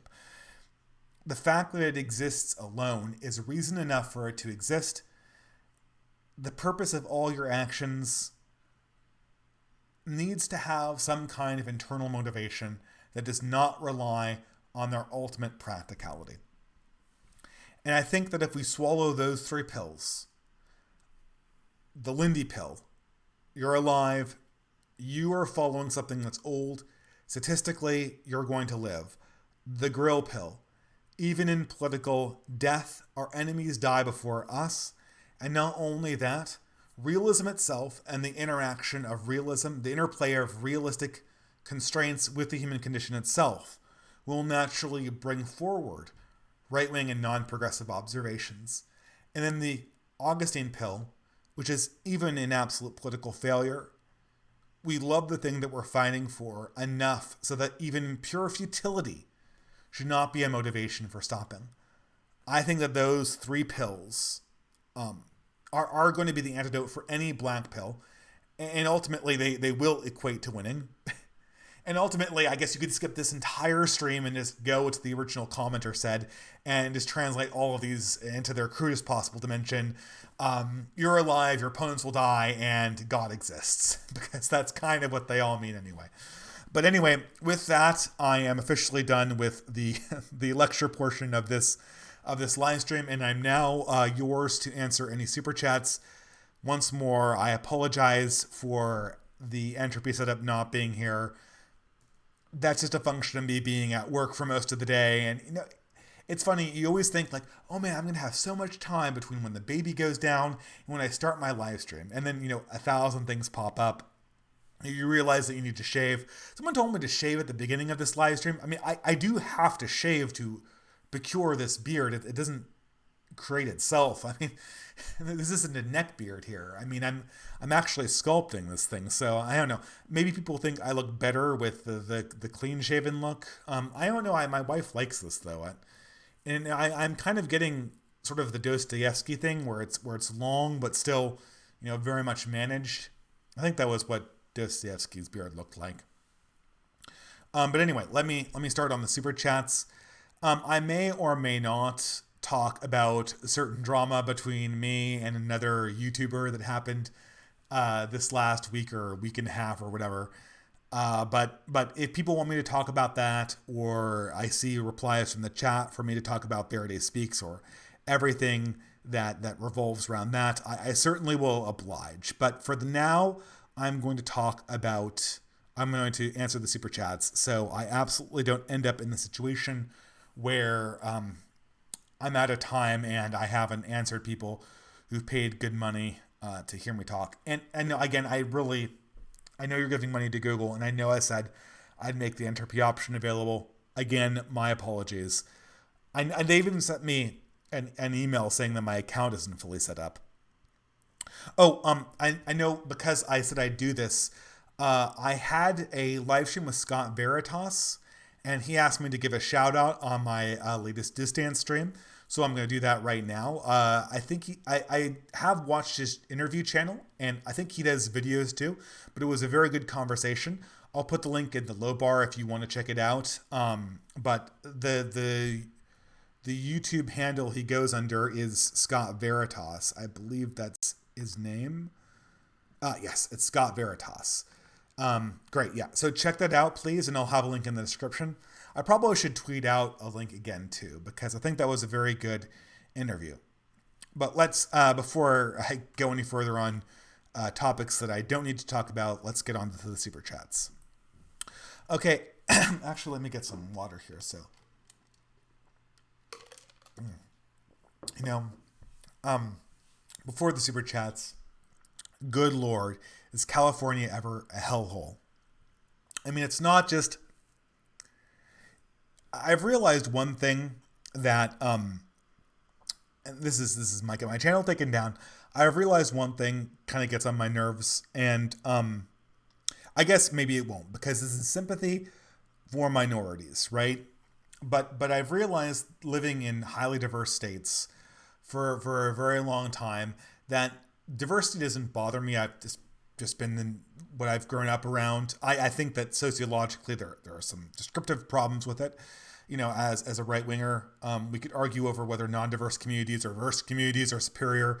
But emotionally, I don't have a problem with it ever. But it always kind of does get me a little bit when you go to some event or some location and you don't see anybody who's from a European persuasion. There are very few places like that. But when you go to them, it really kind of takes you back a little bit. And in that environment, a few uncomfortable stares can feel quite different. And California is in the place where you're getting those circumstances appearing every now and again with increasing frequency. And with COVID and with the incredibly hot weather and with every single person, and this complaint is more directed at white people, the insufferable white progressives in this state. I'm sorry. I know a lot of them are my friends, and most of my friends aren't like that, or actually none of my friends are like this, but just the people you interact with in your regular capacity, who every single conversation is filtered through politics, and they can't even communicate without bringing up Trump this or Orange Man bad or this or it's a religion to them, and they don't realize they're religious. California has become a thoroughly unpleasant place to live in the 20 years since I left it and returned. And I kind of knew this, and I realized that my wife can continuously win conversations whenever I'm trying to win a point against her for being, having either plebeian tastes or being kind of a normie conservative. She's a Stephen Harper person. She's a Stephen Harper girl. She can always win every conversation by just saying, and yet you decided that we should move back to California. And she instantly owns me. I think her latest win was convincing me that we should get McDonald's. And I hate McDonald's with a passion. But she had a sudden craving for it. And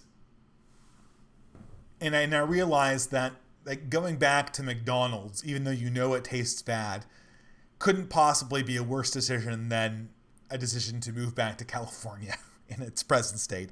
Because now it's not even that it's hot or it's overcrowded. Now even the air is filled with ash. So you walk outside and you feel lightheaded.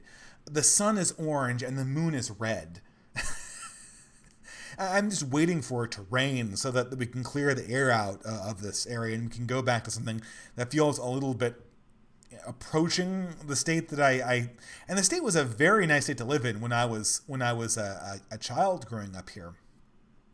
But it's become outright unpleasant. I had to say it. I'm sure I'm a firm believer that you can basically live anywhere, and I can even live in this state. There are cool people who live here. The state's still beautiful objectively. But man, it's stacking up reasons to not like it. So first super chat, a ret kid for £15. Hi Dave. In a recent stream you mentioned that postmodernism is much more at home on the right than it does on the left. Could you elaborate on that? Thanks for your good work. Yeah. So modernism, or this is always the problem with these terms, is that they're overloaded descriptors. So these words have 15,000 definitions, and because of this, every time you use one non-ironically, you're basically inviting a leftist to hop out of the woodwork and play their favorite actually game, which is they tell you that X doesn't really mean X, it means Y. This also works for authors that have multiple myriad and diverse interpretations of their work, like Karl Marx, is that you always invite some person to actually and tell you got it all wrong. But typically, when people discuss modernism or modernist thinking versus postmodernism and postmodernist thinking, they're thinking about an earlier version of post-Enlightenment philosophy that said the way we get beyond our big problems, post-Nietzsche, is to try to boil everything down to some kind of universal default. So globalism in many ways is a modernist project. You try to find out what's universal, what's in common, what's the lowest common denominator, and then move everyone onto the same framework. Move everyone onto the same way of doing things.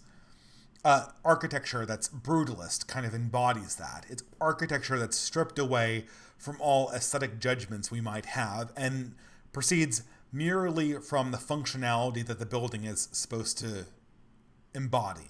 And of course, because of this, you have these glass and steel monstrosities that dominate virtually all cities on the West Coast, at least. Of course, none of the artists ever believed that aesthetic preference and beauty were part of the functional things people needed to actually exist in a place. The Romans and Greeks knew that, but apparently we forgot that in the early 20th century. Postmodernism essentially scoffs at this and says humans can never really escape from their culture. And so it gets to these philosophies, radical post-structuralism, where it just kind of devolves into this absolute skepticism. Everything becomes either a lived experience or some kind of text that describes a lived experience. And because of that, it doesn't seem like you can base anything on anything. Albeit most people who embrace postmodernism, politically, they tend to go back to power relations. This kind of shows their hand as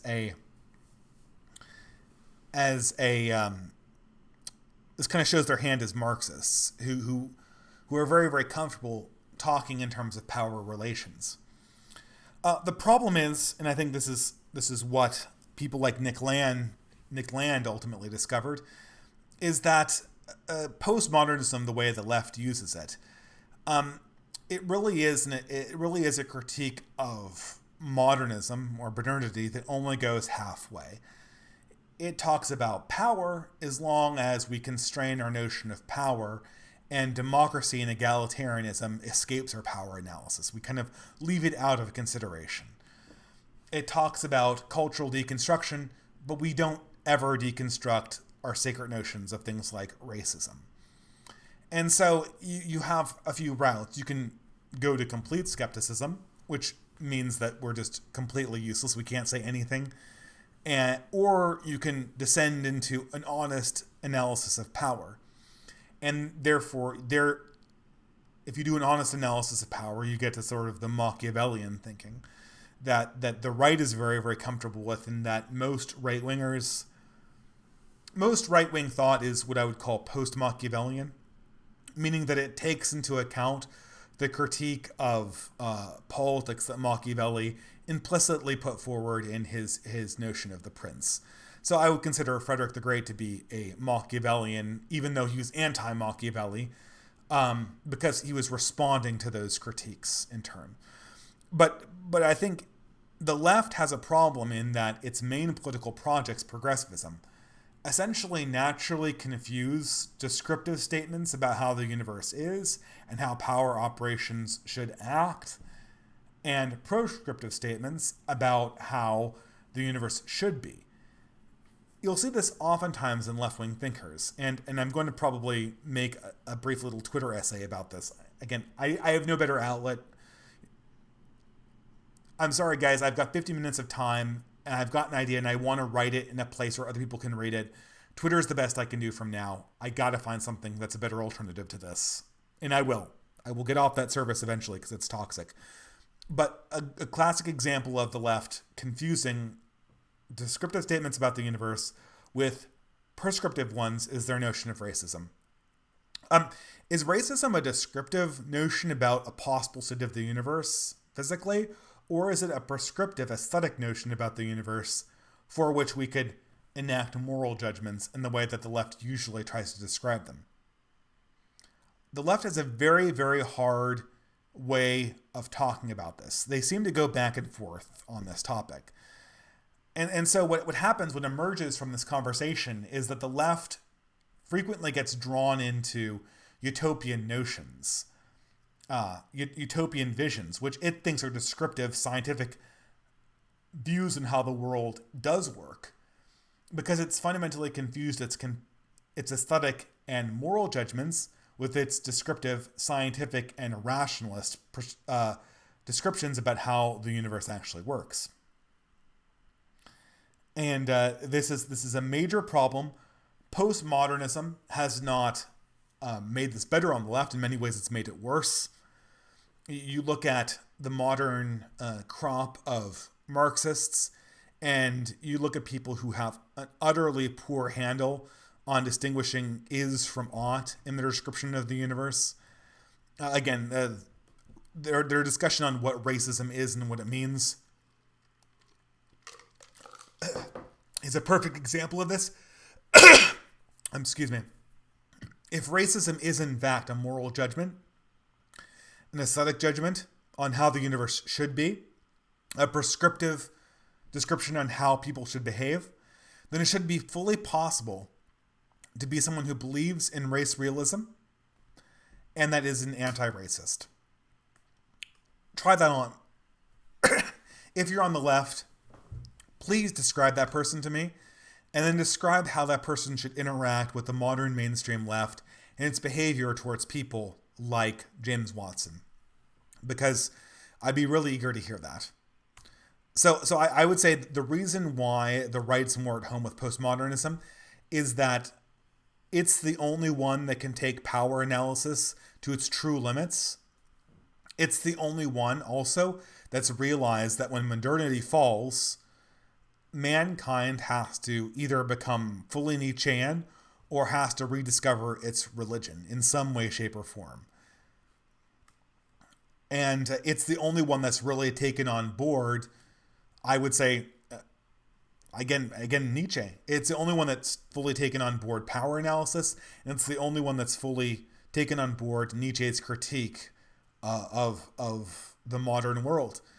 The left has these Foucaultian readings of Nietzsche where they try to, it's really like this Nietzsche, it's really like this dirty apologetic version of Nietzsche where somehow Nietzsche arrives on the scene, deconstructs sexual norms, and then immediately departs when things get hairy. But not, of course, before excusing the left's own predilection towards certain kinds of untoward behavior that would still make them very embarrassed. And if you read between the lines, you know that there is a sexual behavior that still makes the left embarrassed, and that Foucault and the rest of the postmodernists in their careers have very much excused, and to my knowledge continue to excuse. So Paul, thank you very much for 20 pounds. Oh, very generous. Thank you. I recently watched a video about a mass firing at a tech firm. Sacked workers went on LinkedIn to thank the company. Do you think some tech workers may use activism to compensate for a craven attitude towards industry thinking? Towards industry treatment, sorry.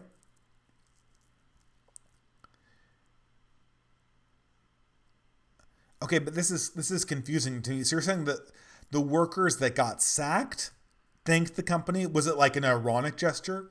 Were they planning some kind of mass exodus anyway? Or was it supposed to get into the news to sort of troll the company to demonstrate that they were being fired for ideological purposes?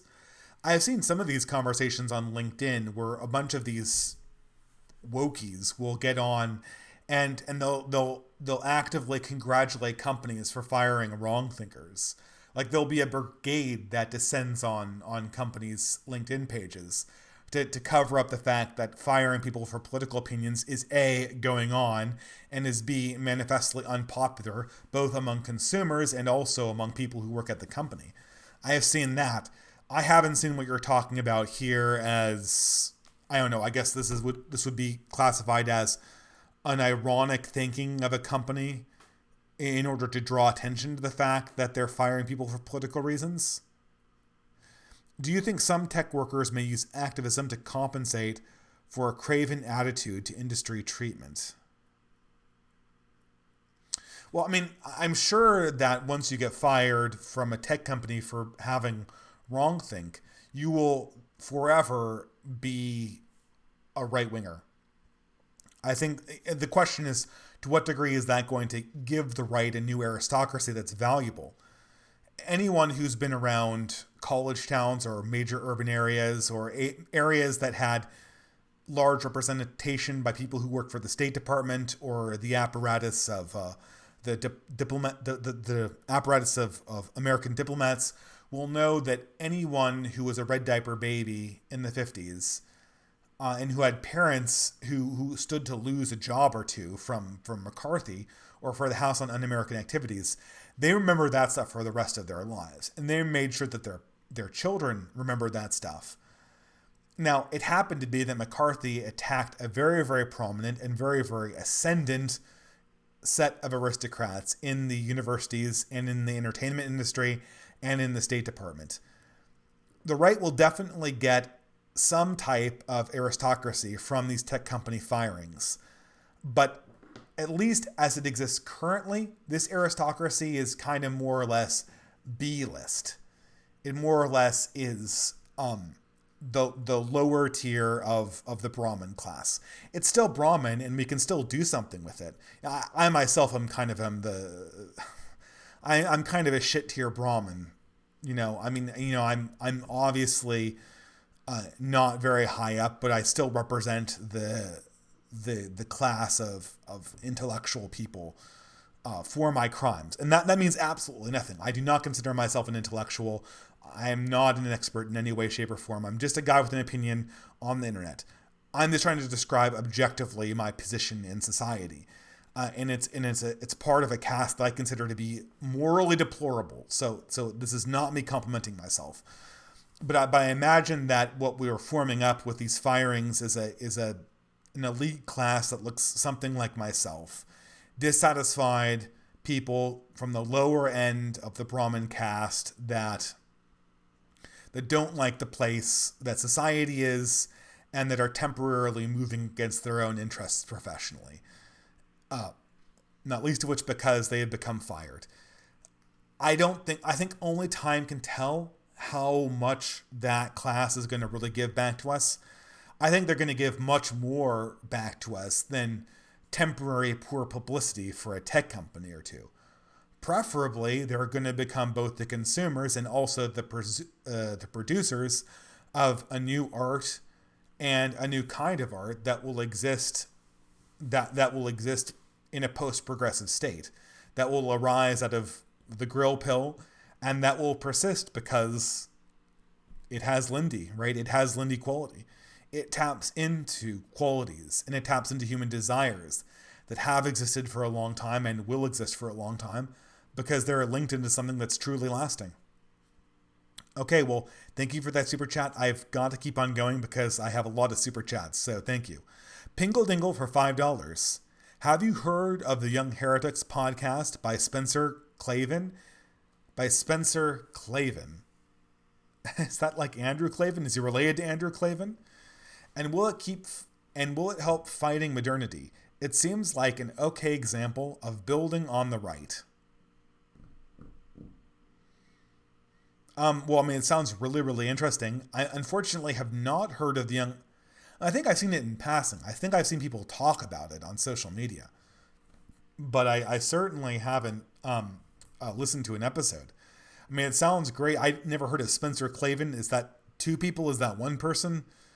I guess what I would really want from the best new publication to come out of the normie right was the Federalist, or I mean, zero. I'd say Zero Hedge, or Jacobite, or Unqualified Reservations, but those are definitively not normie.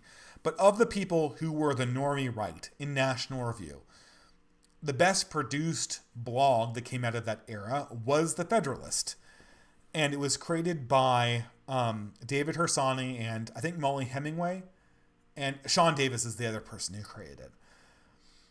And I was listening to an interview with one of the creators. I can't remember which one. It wasn't obviously Molly because she is a woman, but and I would have immediately recognized her. But it was born, contrary to its own name, out of the fact that these were all people who were in the National Review circuit. They were all in the normie conservative circuit, and they realized that the conversation that was going on in the normie conservative circle was entirely focused on horse racing politics, on who's up and down in the polls, and very little was given over to things that mattered. And I don't listen to the Federalists anymore because their normie conservative talking points really, really got on my nerves. But what was always so special about them was that they took a much, much broader view on the culture. They would have episodes where they would talk about cooking. And you could get hooked into somebody who, while not being a dissident, was a Republican who had a cooking blog, or who had a blog on gaming, or who had opinion on the Star Wars movies, before those became almost ubiquitous online. So I think that was the best example of something that worked. And I would think that any subsequent podcast would have to pick up on what the Federalist podcast was and what the Federalist blog was. Another example of a great podcast, I think the man who did it died. If he did, I really should do a tribute to him because he was a great person. He was a defrocked academic by the name of Milt Rosenberg. Yes, he was of that religious persuasion, but he was a truly marvelous man, a very good man, a very honest person who loved talking about the culture from a conservative point of view. And his show, the Milt Rosenberg Show, which I believe had a brief stint, am I remembering this wrong? Did it have a brief stint being hosted by the Federalist? I don't know. But maybe I'm misremembering that. Maybe I'm thinking of some other website. But Milt Rosenberg would talk occasionally about Republican politics, but for the most part, he would talk about classical music and opera and history and science and new books. He was essentially NPR. Milt Rosenberg was someone I could give to my parents, and I could say, here, listen to this. As a matter of fact, I think I did give, this was 10 or 15 years ago, I think I did give my mother at one point a recording of Milt Rosenberg, and I said, here, listen to this. It's like an NPR simulator.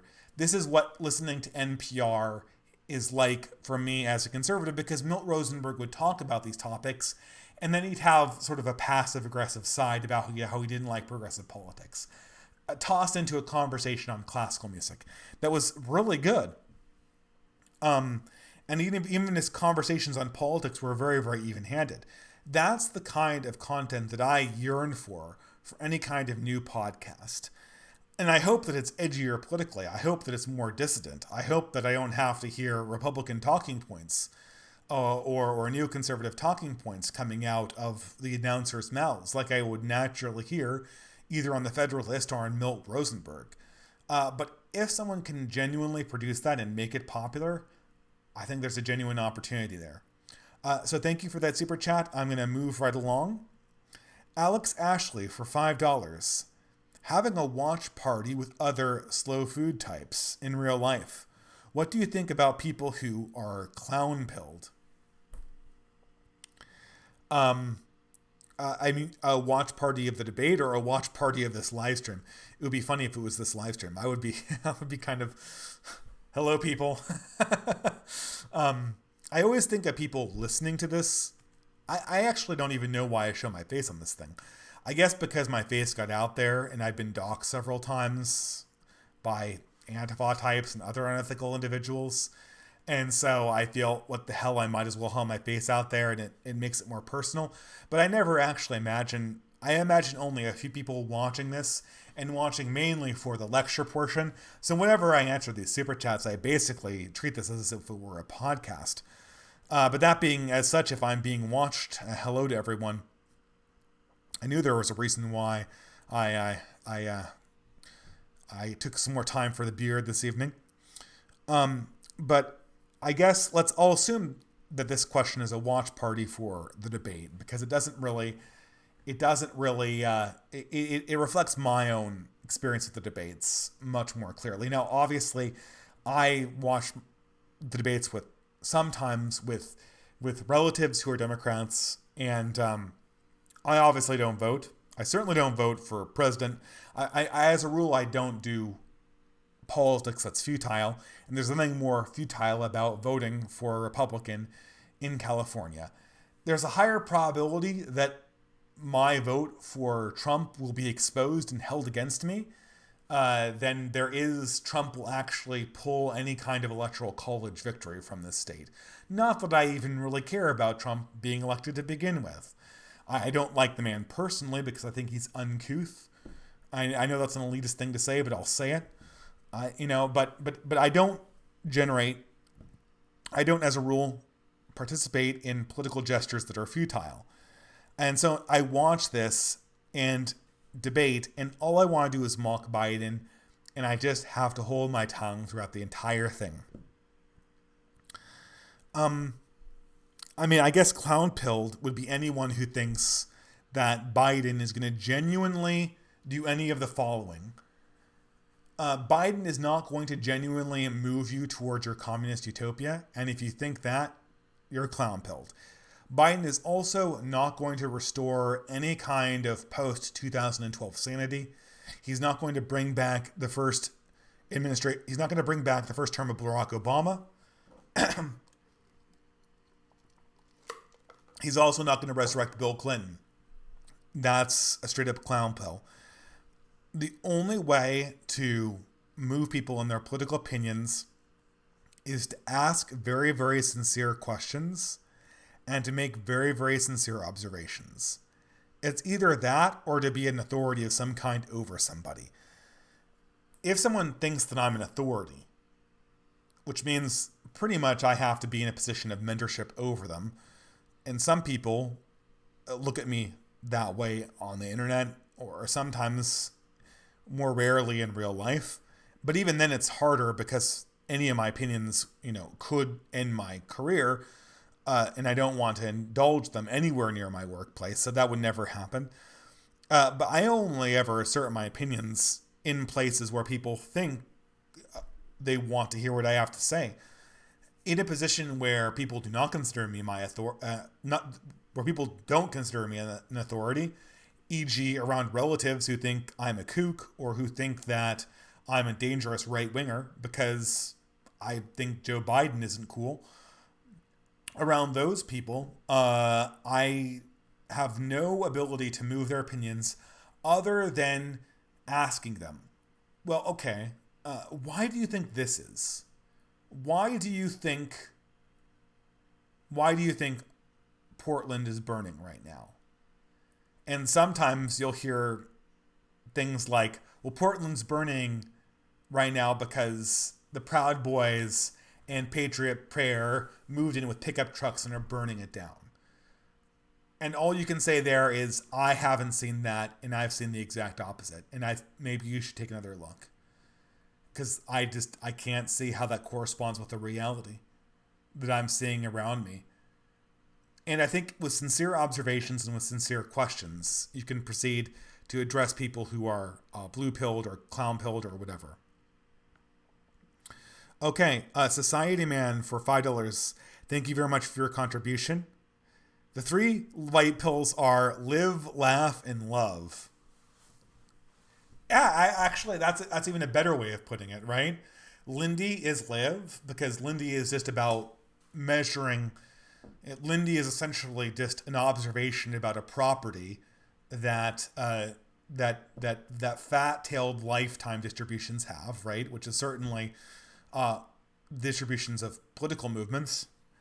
Laugh is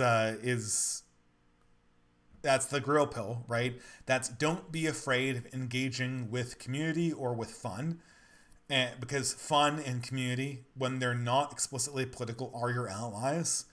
And then love is, I explained that in the thing. Yeah, that's a great way of putting it. Yeah, it's the three white pills. The three white pills in the form of a platitude you'd find at the end of a Golden Girls sitcom or something like that. But thanks, society, man. That's a great observation. I put that in the low bar. Blue 991 for CRC 2,500 something something. I have no idea how much that is, but I don't think it's very much.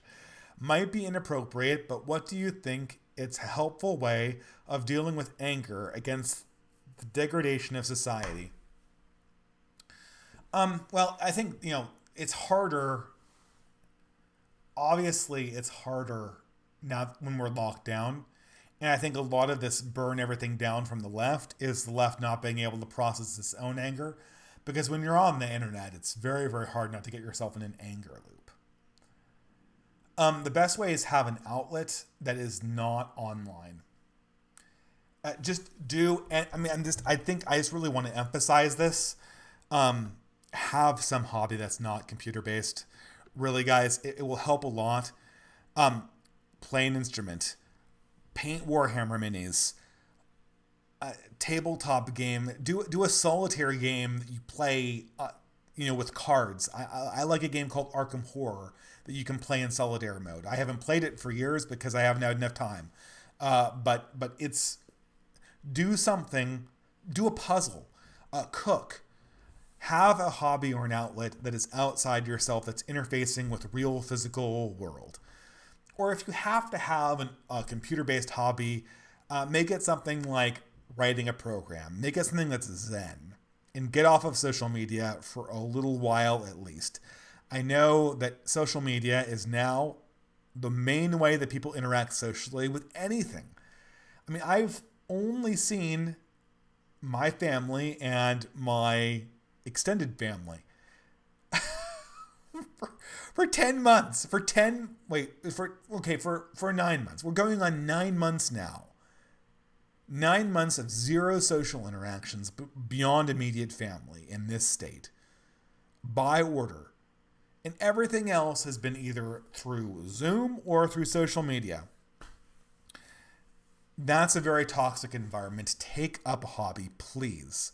And it's not even like the grill pill demonstrates that a hobby earnestly undertaken will, in due course of time, and with proper mitigation of explicitly progressive politics, it will be a force for some non-progressive force to emerge in the future.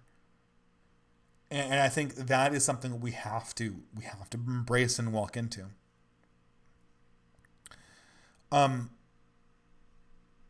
I think those are the two best suggestions I have for anger.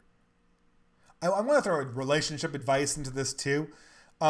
For young men, and I see this from a few of my friends online who I know make really good reactionary content. I'm not going to embarrass them by outing them, but some of them complain about not having girlfriends, and I don't know how much of this is a meme or how much of this is real life. I know for a fact these people are in their 20s.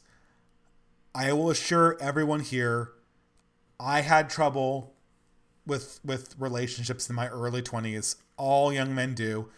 In the 30s, it's way easier. It's way easier. It's way easier even to get a younger woman in your 30s, even a woman who's 4 or 5 years younger than you. And not that I think, and even then, I don't think that's a super high priority. I think that's overrated. I've known people who marry in their 30s and have 4 children with women who are in their early 30s, right? This is something that's entirely overrated. Calm down about this. In your 20s, make sure that you're working on yourself. And I don't mean be a slave to work. Don't be a slave to a job you hate. And I know people say like go to the gym and get buff. I mean, you don't have to do that either necessarily. I mean, you should be making sure that you're fit and stay healthy and focus on wellness. God knows, in between family and a sedentary job, that's been hard for me in these last 9 months to do. Especially since walking outside, you can't do any aerobic exercise because immediately you're lightheaded because it's poor air quality 90% of the days these days. So I know that.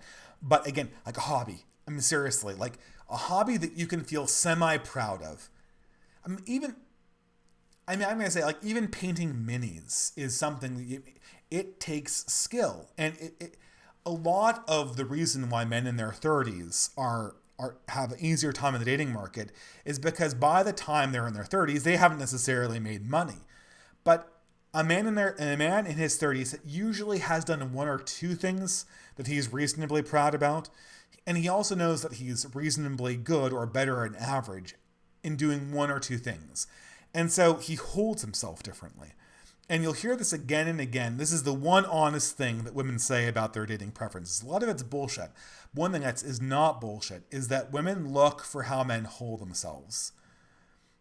And if you hold yourself in a way that stands tall, your relationship prospects immediately go up. And if you can stand tall and not be crazy in your 30s and don't have something else that's a deal breaker, you'll have a not impossible time.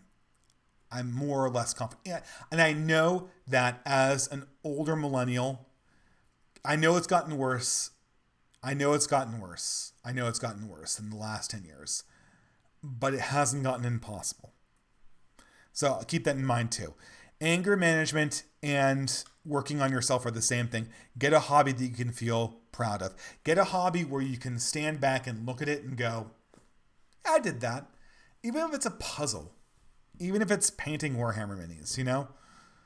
And don't get me wrong, like there are more productive hobbies than Warhammer minis. Like learning how to play the piano is a better hobby.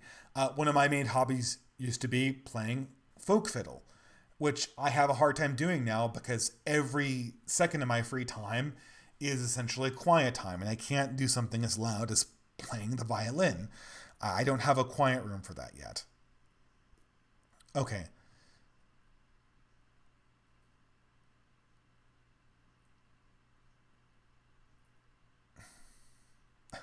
Okay.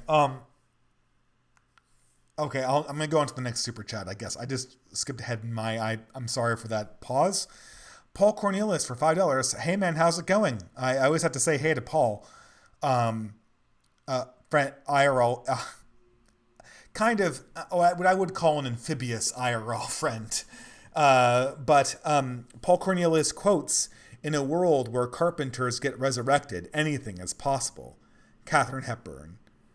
I like that quote. I think everyone should believe at least one impossible thing. I just think that's healthy.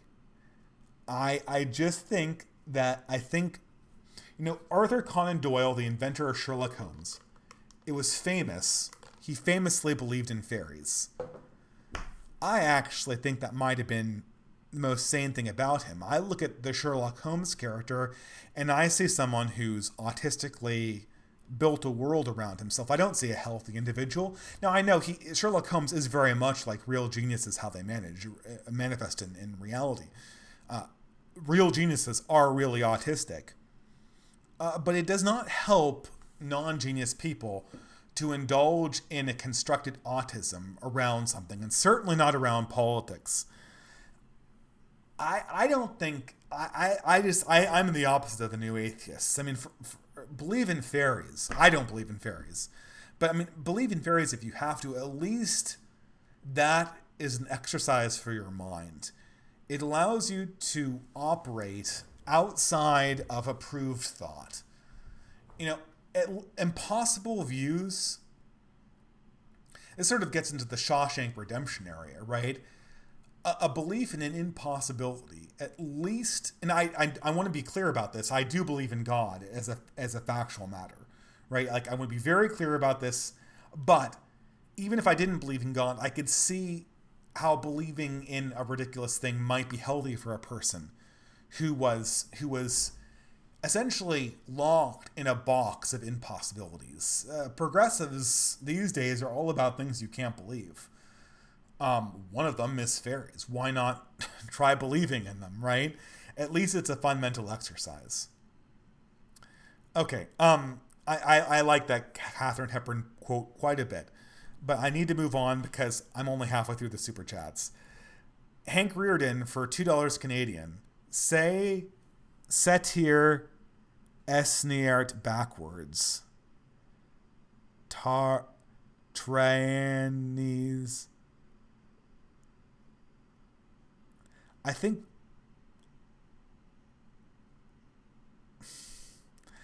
that gets me banned because it's trannies something, which probably will get me banned. Trans rights or something like that. I don't know. Trannies rights. Let's just say it's that. Okay, I said it backwards. Thank you for your $2 Canadian contribution. In Canada, we call those toonies, and they have a, I forget what you call a $1 contribution a loonie in Canada, and I forget what was on the $2 coin in Canada. I lived there only a year and a half ago. My memory is going. Okay, so Peter Magnuson for $5. Magnuson for $5. DFW, third biggest metropolitan area by 2040, third most Fortune 500 company already. Yet conservative and religious. I live here, I know. Leave Cali. Well, now I want to know what DFW is.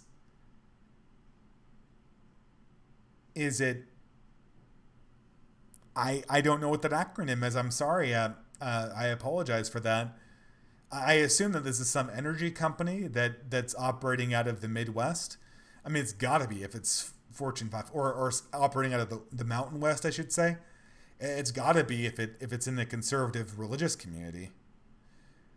Well, it's our dream as a family to live somewhere in like Idaho or Montana.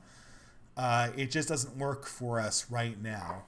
It's our dream to have some business we can operate out of the middle of nowhere and live there in our own little community.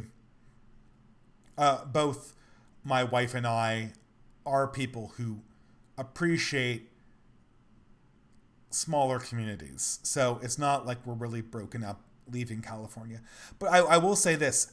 The conservative movement cannot attain success unless it has urban representatives.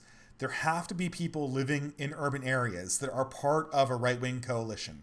They have to be part of a right-wing political coalition, and they also certainly have to be part of a right-wing or non-progressive, which really are the same thing, artistic movement. We have to have representation in urban areas. We have to find a way to make families at least kind of work in urban areas, or we have to find a way to make a conservative or reactionary life cycle where moving to a urban area and living for a few years in your 20s does not mean that you turn your hair purple, cut your genitals off, take hormone therapy, and develop a drug addiction. You know, it can't involve lifestyle changes that destroy your prospects for in later years living a more or less functional life. Or functional in the sense that a traditional life, I should say. Starting a family, right? Obviously, ContraPoints is younger than me by a few years. And so hypothetically, you can imagine, for instance, a hippie getting disillusioned with Marxism, moving to Montana, becoming a farmer, and slowly over time becoming a reactionary. For a variety of reasons, that process is almost impossible with ContraPoints. And that's one of the reasons why the cathedral loves trans people so much. It's very difficult for them to find their way back into a situation where they can become reactionaries again, even if they realize, which I think is manifestly obvious at this stage, that the promises of Marxism are a lie, the promises of socialism are a lie. I mean, the promises of socialism are much more substantial, but only if we radically temper them with an understanding of human nature that includes constraints, which the progressive movement is manifestly unwilling to do. So, I don't, did I even? Yeah, I would. In hindsight, I would love to move to the middle of the country. It's just not going to be a solution for the next 5 to 10 years for me. I'm going to have to just weather the storm for that long. And part of that reason actually is my family orientation. I hate to say it, but family orientation. Never mind. I'm not going to get into it. That's too personal. Duckett for $5. Thank you very much. Hey man, how's it going? I believe it's winnable as well, Dave. I believe the war, parentheses, is winnable as well, Dave. But it's going to be from communities that set the tone for a more positive culture than what the elites have set up. Yes, that's absolutely true, Duckett. We need more positive cultures, but the thing is that these cultures have to have elite representation. And they have to have elite representation inside their own ethnicity. I'm going to steer clear of ethnicities that are not me, but one of the reasons why some people have said parallelism doesn't work. And parallelism does work because we've got two great examples of parallelism. And the two great examples of parallelism are ultra-Orthodox Jews and also Hasidic Jews, which are different than ultra-Orthodox, but are also successful at being parallel in the same way. And then we have the Amish. Those are two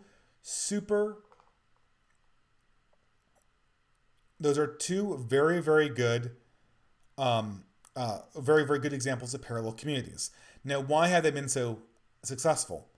Well, because their elite contemporaries don't fuck with them. I'm sorry for the swearing, but the elite communities that are their co-ethnics don't fuck with them. There's enough solidarity in the blue community that they don't go out of they don't like the ultra-Orthodox. They complain about them. But Reformed and secular counterparts don't go out of their way to destroy their ultra-Orthodox or do them down in a significant way. And the same thing is true for the Anabaptists. Now, the Anabaptists elite, this might be a paradoxical, because the Anabaptists elites are obviously the cathedral itself. They're the mainstream progressives, right? The Reformed, their Reformed Judaism equivalent is literally the set that went on to become the American socialists and the American communists in the 20th century. Now, why are the Amish exempted? Well, because the Amish were kind of grandfathered in. The progressives realize, they feel deep in their soul that the Amish represent an earlier iteration of themselves, a utopian iteration of themselves, and they feel that it would be uncouth to strike a blow at their own fathers. They do not feel the same way about earlier iterations in the reform of the Republican Party, or earlier iterations in the form of last month's civil rights. They'll eat those all day long. But because the Amish were grandfathered in, they're not going to get attacked. And the same rule ultimately holds for reactionaries. Catholics need to have progressive Catholics not make it their mission to search and destroy reactionaries. This is something that I've realized in my own community that I don't know how much I can say without sort of doxing myself here, but I've been a member of a variety of Catholic communities that were very, very cohesive up till 2016. And then what happened, and these communities were very, very, very strong. We survived, and they're in the middle of very progressive areas. And we had some socialists, and we had some libertarians, and we had some normie conservatives, and we had all different ethnicities. And I mean, okay, it was let's be honest here. It was mainly the classic Catholic grab bag of Asian, Hispanic, white, which, shipped together well with heavy Catholicism, those communities. But the sides of the political endeavor, they didn't fire on each other. Then Trump came around and the progressives just went nuts. They denounced each other. They made horrible blog posts about each other. And it became clear that these anti-Trumpers, they wanted to see Trump destroyed more than they wanted cohesion in their own community. And if that is the kind of fire that you take, good luck organizing a parallel community. What communities need more than ever is they need to have no elite above them that will hostilely attack them in a way that could be detrimental, that is not like a critique, but is actually a political attack against the interests of the community. So you have to look up and see mainly constructive criticism or meaningless kvetching. And that's what any reactionary community needs, left, right, or otherwise. Peter Magnuson for $4. We aren't Canada because of the South. Influence is asymmetrical, but it does run both ways.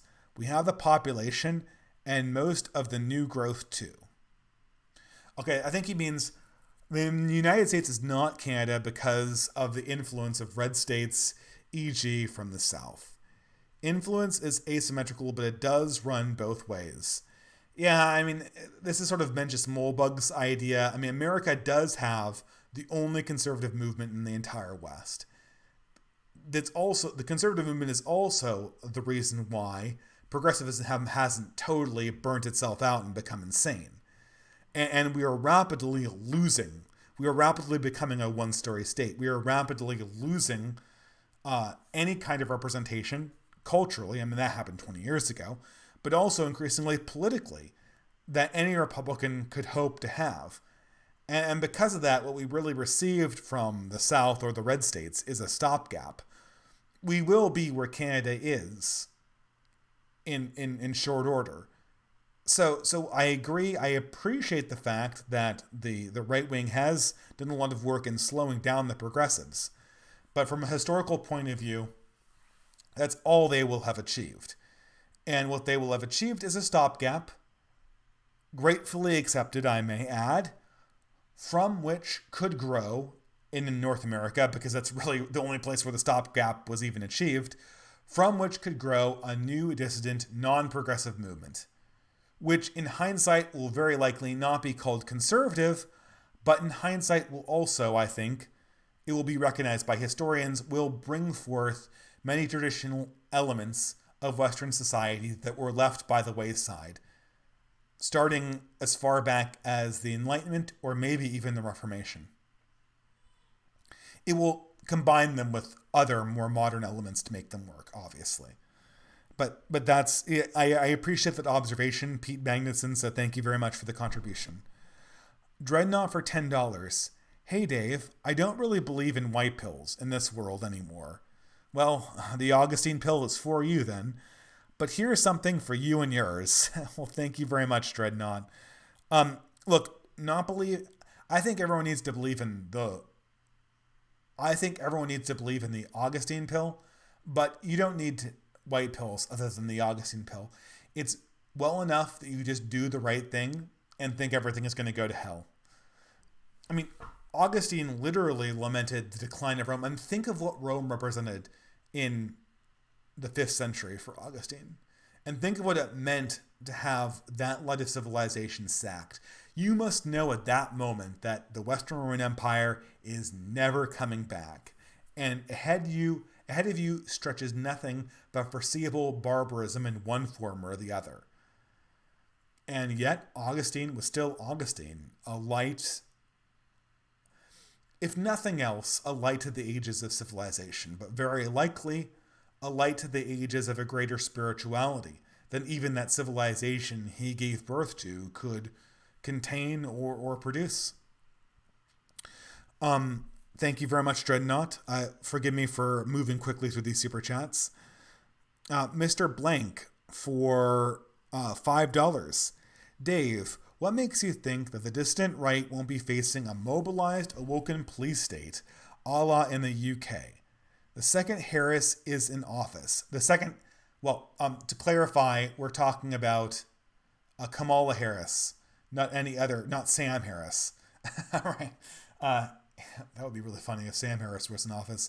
Yeah, Kamala Harris, who was by far, of all the people on stage, Kamala Harris represents everything that I dislike about California and that I find distasteful about progressivism generally.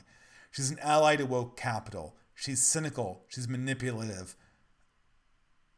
She manipulatively used a tried and true female technique to get herself to the top of the power hierarchy, which is also anti-feminist. I'm not going to say it because it's uncouth, but put the pieces together, people. She doesn't believe anything. She uses identity politics without even believing in identity politics. She uses communism without even believing in communism. And she cynically puts people in jail if it benefits her political purposes. I really, really dislike this person, and I want to keep all people like her out of power. But inevitably, I know that there is nothing we need to make sure this is additionally clear. There is absolutely nothing we can do at this stage that will not have people like Kamala Harris come into power, at least for 5 to 10 years. As the Franklin would put it, that's just the progressivism we have to have. That being said, Kamala Harris might very, very quickly and radically wear out her ability to wield the power she comes in contact with. Kamala Harris, I do not believe, is particularly bright. She also does not understand how the political winds shift. And if she tries to wield the police state, she might discover that by wielding the police state, she immediately loses it. Immediately what happens with Kamala Harris wielding a police state against the wrong thinkers is that immediately BreadTube falls apart. All of the anarchists and the communists will go silent, and in so, they will lose their street cred as anybody who really opposes the police state in a meaningful way. The opposition of Count Dankula is, in many ways, calling Count Dankula a white supremacist, is how I knew that the Vaush phenomenon would have an end. I saw that debate hosted on Faraday Speaks channel, and I knew in that moment that I was witnessing a certain peak, that 2020 probably, and I don't know this for certain, right, that probably 2020 and the lockdown would be the peak Vaush. I've noticed myself that since lockdown has occurred, that these live streams where I'm just talking into the camera with a chat, they've done better than a lot of my produced videos. And if you haven't noticed, I've been really busy, so I haven't produced many videos. I've done a lot of partial videos, which is never a good thing. But I think people want to see live streams in lockdown for whatever reason. They like to have the organic quality of hearing someone speak extemporaneously. And I can understand why, if you haven't had contact with the outside world, why you'd want to have this force in your life. But that and the whole interaction with Count Dankula led me to believe that we might be seeing the peak Vaush in 2020, because by calling Vaush a white supremacist, he was essentially parroting the exact talking points of the British police state. And so Vaush kind of revealed himself to be a tool. And I don't think he'll ever live that down. I don't think saying Vaush is a tool is something that Vaush will be able to live down in the long term. Now, of course, Vaush the personality, Vaush as he is right now, is the sole defender of the left. And he is the only person that can really stand up to the chuds, go toe-to-toe with people like Nick Fuentes and anyone else who wants to debate him. That's when he's a singular entity. What happens when you get Xander Hall times 100, where everyone figures out how easy it is to do what Vaush does and get paid for it? Once Vaush becomes a phenomenon, then his then the fact that this phenomenon is transparently the tool of woke capital and the woke police state becomes slightly harder to sweep under the rug. And I think that will be the beginning at the end of this phenomenon. So what we can assume is that once the police state kicks up in earnest as a woke element, we know that the street cred of the artistic left in any radical form will immediately begin to drain away. I also think that their ability to actually throw people in jail will be very, very limited. Once the right wing has functional political prisoners, and Kyle Rittenhouse might be the first political prisoner, if what I see right now is true, he was obviously acting in self-defense, and he's being prosecuted and may be convicted by a DA and indeed an entire political apparatus that's just thirsting for any kind of right-wing blood. But once the right wing has genuine political prisoners that are obviously political prisoners, the game changes. And immediately we can start speaking in the language of a radical movement with the credibility that the left has built into radical movements for over a century. I think that's very, very important. I think that the hit will be hard from a Harris police state, but it will not be permanent and we can sustain it, Mr. Blank. So thanks very much. Nerve AMV Maker for $30. Well, thank you very much. That's very generous. When the left takes over bit by bit, it's never in one's interest to fight back because the cost of pushback is more than what you are losing. As more is taken, the more costly the pushback becomes, and they can make bigger and bigger takeovers.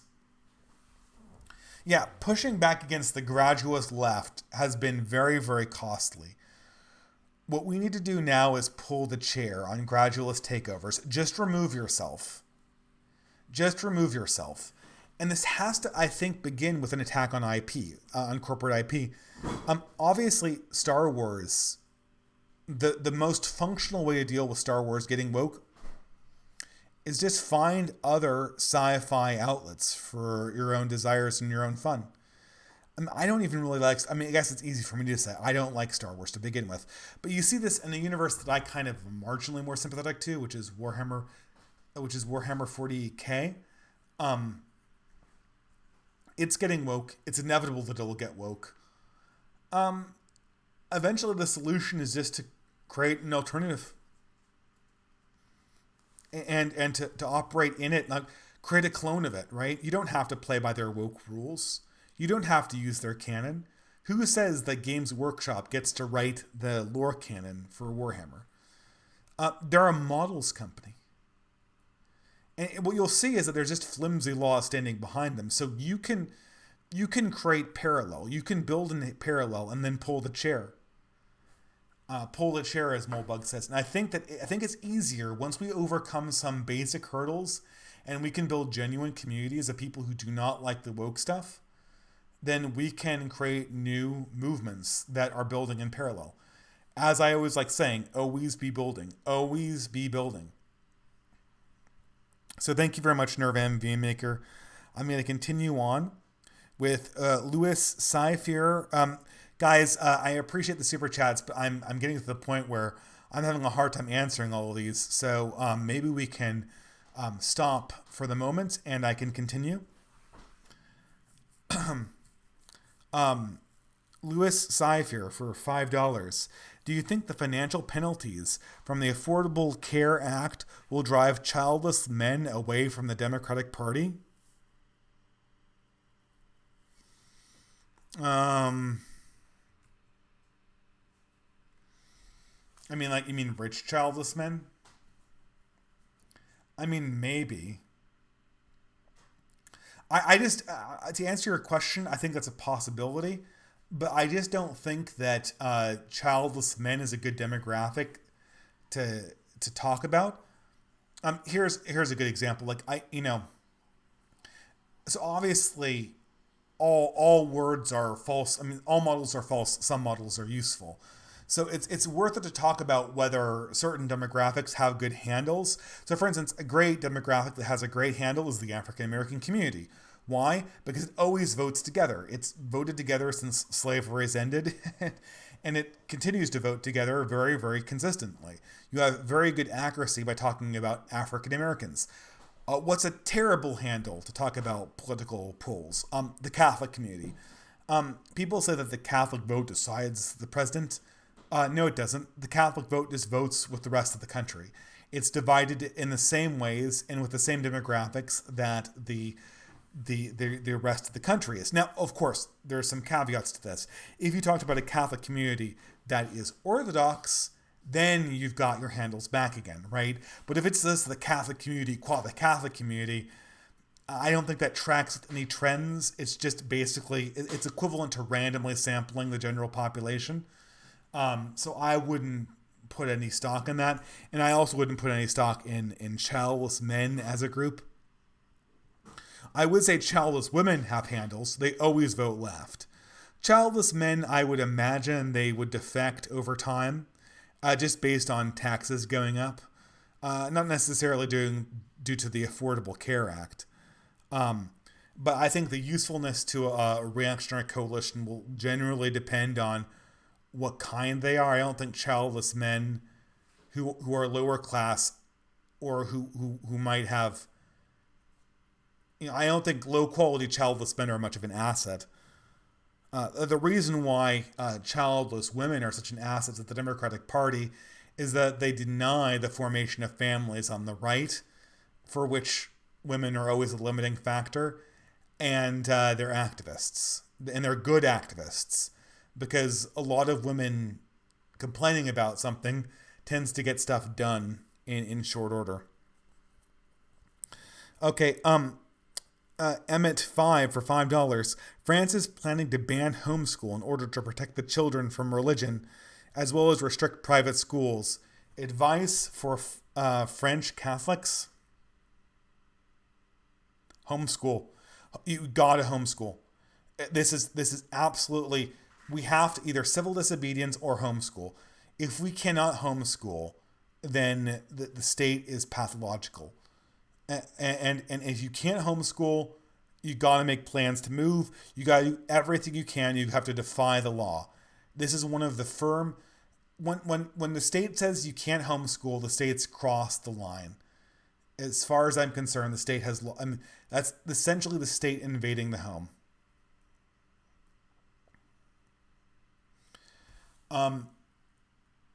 I think you have to defy the. So I guess if France bans homeschooling, we have to defy the law. Homeschooling political prisoners is something that we have to make a cause célèbre on the right, and we have to make it an international right to educate one's children. International right, and this is actually my advice to the French is this. If you're in France, reach out to your American brethren who are Catholics. Make them make the international right to school children something that is something that France is looked down upon as being barbaric. Banning homeschooling is barbaric. Banning homeschooling is stupid, is lower class, is uncouth. It's disgusting. We need to learn this word, disgusting. The government that bans homeschooling is creepy. The government that bans homeschooling is intrusive. The government that bans homeschooling is disgusting. If we use these words as foreigners, we can make France embarrassed.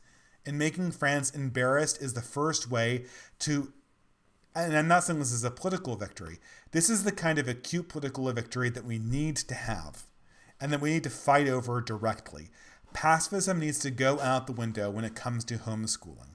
This is a direct intrusion and should trigger all of our engagements on an international scale. So my advice for French Catholics is learn to think internationally on this issue. Your allies in America are your friends in America who are Catholic are your allies, and they can be brought to bear against the French government. The cathedral is real, but that's the best attempt I have to answer this, so thank you very much. I'm losing my voice, so please bear with me. It's almost 3 hours, so you know how it is after 3 hours of streaming. Or maybe you don't, but it grates on you a little bit. The right reaction for £11 Canadian. God bless the distributist. Only blood and soil and spirit can crush the cathedral. Yeah, I guess so. Emphasis on spirit. Well, emphasis on blood too, and soil. I think they're all. I think spirit's the most important. Many people have to go without blood. Many people have to go without soil. I don't think anyone can go without spirit. But all three acting in coordination are what the human race needs to go forward. And I don't think that this has anything to do with race or racial purity, but your blood relations tending to some community that's located in the real world. That's the one thing that hobbies have that are IRL, is that they're in... I guess all hobbies are in some sense inferior to gardening because it actually puts you in contact with the soil. Maybe with the exception of prayer. Well, prayer isn't a hobby, but maybe with the exception of music because it connects with a spirit.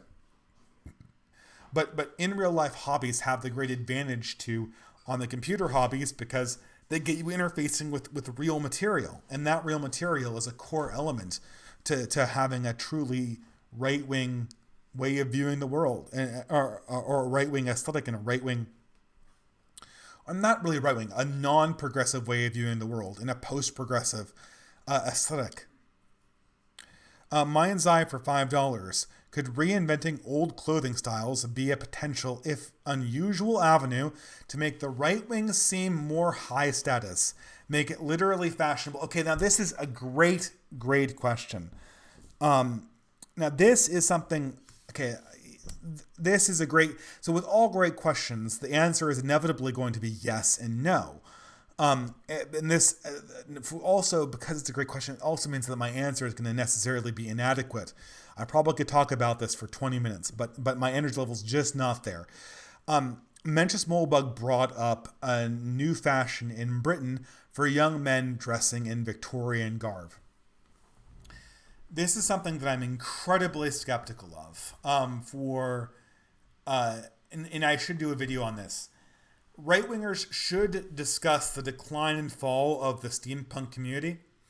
Now, I was a person who saw the rise of the steampunk community in Portland in the 2010 to 2013. That was when the steampunk thing was first starting to become a real thing. And you saw a little bit of it in the late 2000s, but 2010 to 2013 was really the heyday of the steampunk phenomenon in places like Portland. Yet somehow the steampunks, despite the fact that they love Victorian fashion, were the most insufferable progressives ever. Something about fashion. Okay, what are the good things about fashion? It's in real life. It takes discipline. Yeah, it's in real life and it takes discipline and it takes care. And grooming yourself is always a good thing. However, fashion is the one, it's a hobby that stands very, very close to the progressive nature. A, it's appearance-based. That's progressive. B, it's popularity-based. What you're doing with fashion is you're trying to get approval from a group. There's no points. There's no objective winning. There's no I guess there's objective beauty, but objective beauty is the last thing that the progressives are clinging to. You're playing to the strengths of the progressives when you go into the aesthetics. Not aesthetics, because aesthetics are good, but aesthetics for aesthetics' sake, which is fashion. And it's incredibly urban too. So you're playing, whenever you're doing clothing, apropos of nothing, you're going into a progressive, strong area. So I would say, in theory, yes, copying older fashions is good. And certainly grooming well should be a cornerstone of any kind of right-wing community. But the problem is this. distant right-wingers, pacifists, we cannot signal, right? We can't, this is the problem, the alt-right. There can't be a fashy haircut, like, or a right-wing haircut that everyone adopts and tries to force into fashionable, because they'll use that to cancel you. Even if you're not a fascist, and I'm not a fascist. So we can't use fashion, and fashion is naturally amenable to our enemies. So anything that we do in the realm of clothing has to be a kind of anti-fashion. It has to be indiscernible as any kind of trend that follows something that's discernible.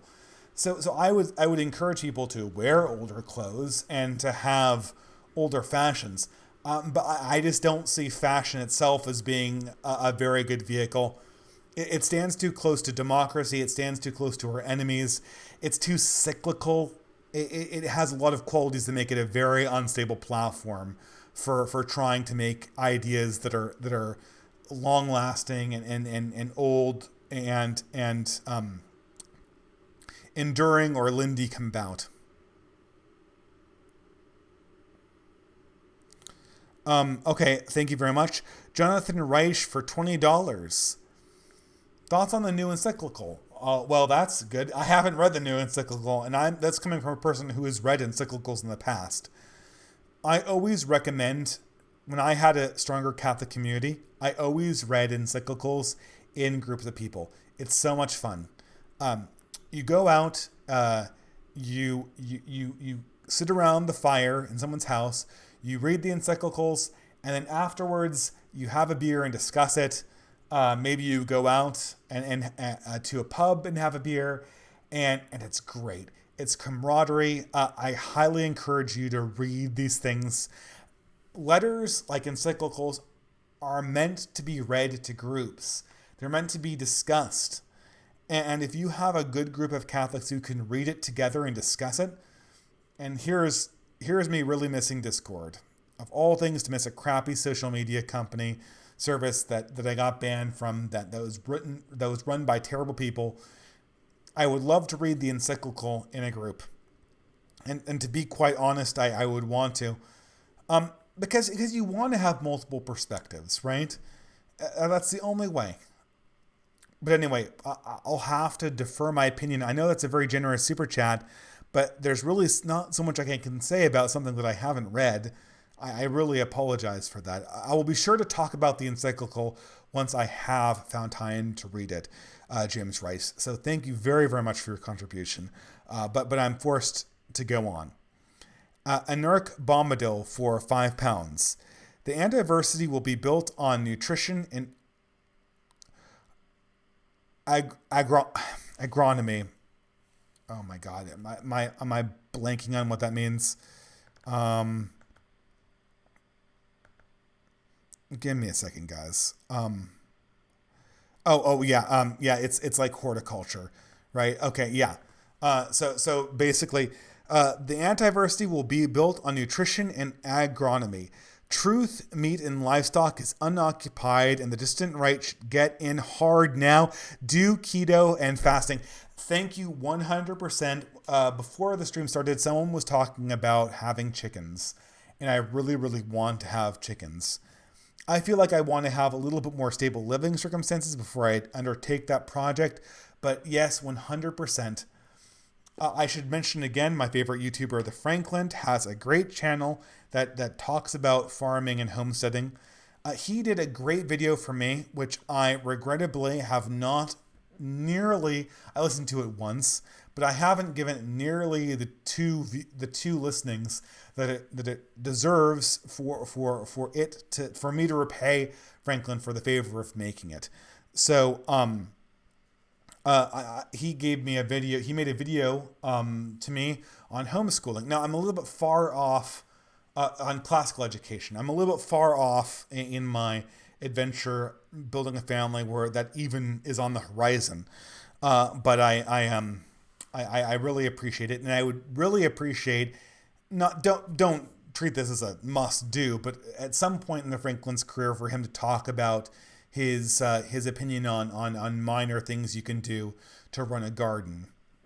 I've suck at it, but we have pumpkin plants. We're going to make pumpkin pie this Thanksgiving with our own pumpkins. That's something. That's not nothing, right? But yes, 100% agree, Anarch Bombadil. Great name, by the way. Paul Blajevec for $5. Heidi, any thoughts on Reza Giorgiani and his Prometheanism? I haven't read it. I'm so sorry. I need to read it. I can talk about Prometheanism generally. I can talk about, let's talk about someone who I consider to be a Promethean that I'm more familiar with. Keith Woods.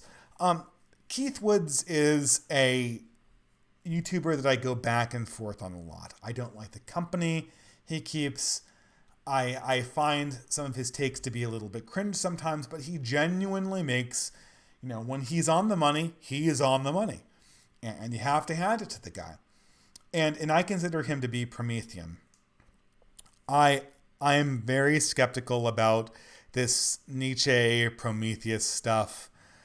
I appreciate Nietzsche as a critique of the Enlightenment and as a prophet of postmodernity.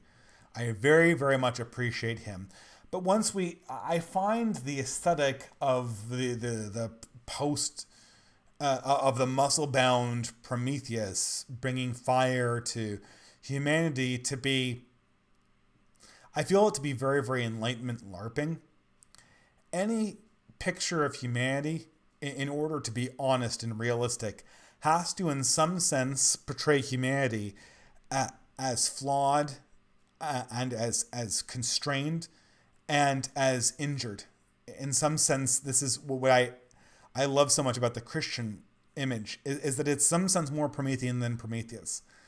Ecce homo, behold the man, said when it is in the Bible from Pilate, is demonstrative of something critical about the human condition that you'll find everywhere in human literature and nowhere in the image of Prometheus. I guess it does, given how Prometheus ends up, I guess there's a little bit of that, right? But people who claim to be Prometheans rarely incorporate that. And the essential thing about humanity is that it is not a meek person waiting to stand up.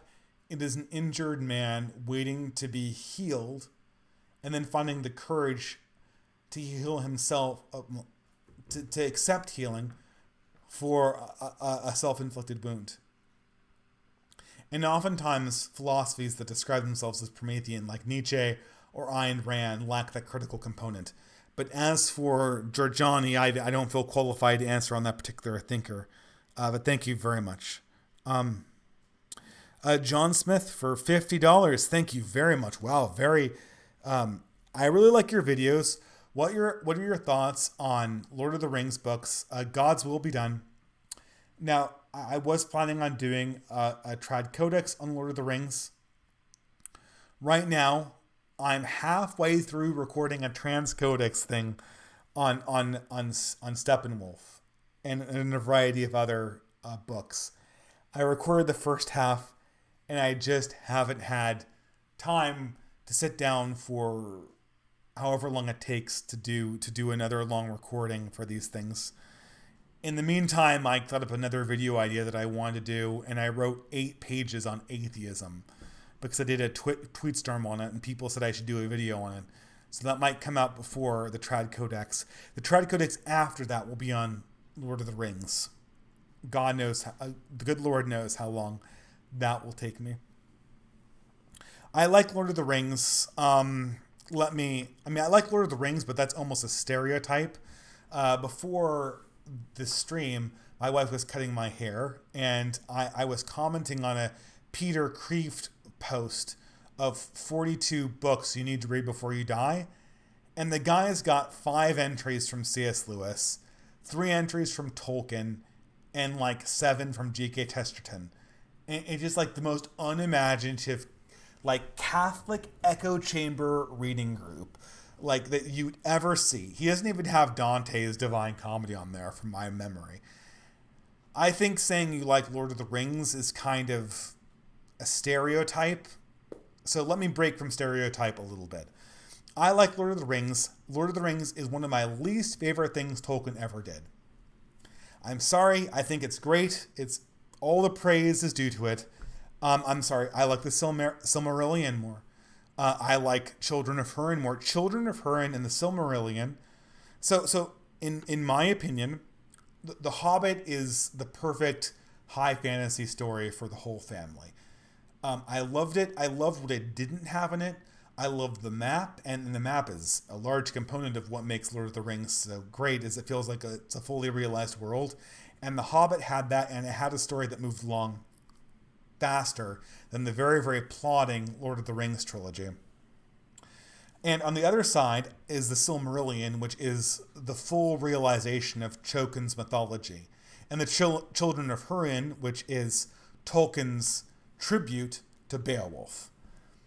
And so Lord of the Rings always felt to me like it's kind of like a hybrid between The Hobbit on one side, which is a digestible family fantasy novel, and then an attempt to do an homage to indigenous European mythology and culture in the form of the Silmarillion and in epic poetry. And I always felt that Lord of the Rings, it kind of combined the two of them, and I'm not always so certain how well it worked.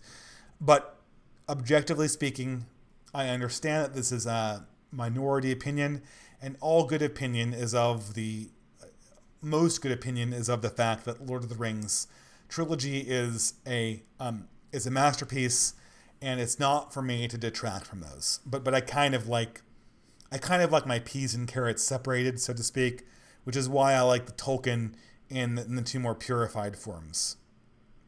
Thank you very much. Thank you very much. That was very generous too. Thank you. Mr. Sanderson for $10. Thanks. One of your best live streams. It has given me much hope. Is there any other bread tubers or authors of the same on the same page with these three pills? Bread tubers. Well, okay, I mean to clarify. By bread tubers, you mean left-wingers. The left wing is serious, in my opinion, the left wing has seriously downgraded its quality in the last year. Like, the quarantine has wreaked havoc on the quality of left-wing YouTube. It was never good to begin with, but ContraPoint's output, which had interesting elements into it, although I didn't like its aesthetic very much. What is it? Can I just take it aside? What is it about the leftist aesthetic that eschews all earth tones and subtle coloration schemes? Everything has to be bleeding like primary colors that clash and jump out at you in neon. Okay, but that being said, ContraPoints did have interesting elements here and there, but now every single new breadtuber I encounter is just the most shit tier. Like, if they're not doing the streaming thing, they're repeating Vouch takes and they're repeating tired cliches. It's all the surfs and Thought Slime and Vouch and it's just garbage. And my favorite one was Cuck Philosophy. So I can't say that I've seen any good new breadtube content. I think that the content that's coming out of the right is really high quality. Obviously, people on the Reactosphere, like everyone knows, affiliated channels like RN McIntyre and Charlemagne and Hitler's Lament and I can just go down the list. You know them. You probably subscribe to them if you're watching this live stream. Morgoth's review he's a little bit more on the Britnat side, but I genuinely, he makes so much content and it's so consistently of such high quality. He made a few videos recently that have been really, really good, but it's too close to the end of the live stream and I'm just totally blanking on them. Okay, the three white pills. Obviously I'm paraphrasing Mencius Moldbug. The Franklin probably would be on the same page with me. I think what we're really entering into is a group of right wing content creators that are going into the more post political direction, and I think we're going to be moving orthogonally to people like Morgoth, who are definitely more connected to a political movement, and I think that this is just going to be an aesthetic and priority difference between the North American distant right and the European distant right. I think the European distant right is going to be much more focused on near-term political aims, both because they have more demographic power, and also because they have to, because the strong arm of the state is closer to them, closer than I pray it will ever be in any North American context. But yeah, for the time being, it really is people like Jacobite and the Franklin and the reactionary authors. They're the ones that are really, they're the ones that I think will be on the same page with me as the white pill thing. Zach Kulak Bolduck for Canadian $5. Anyway, thank you for the $10 live stream. I wish I could give a better answer. But Zachyark Baldock for $5 Canadian. My GF of 6 years is you're turning into a radical leftist. Our relationship is genuine, but we're turning into polar opposites. How to approach this honestly?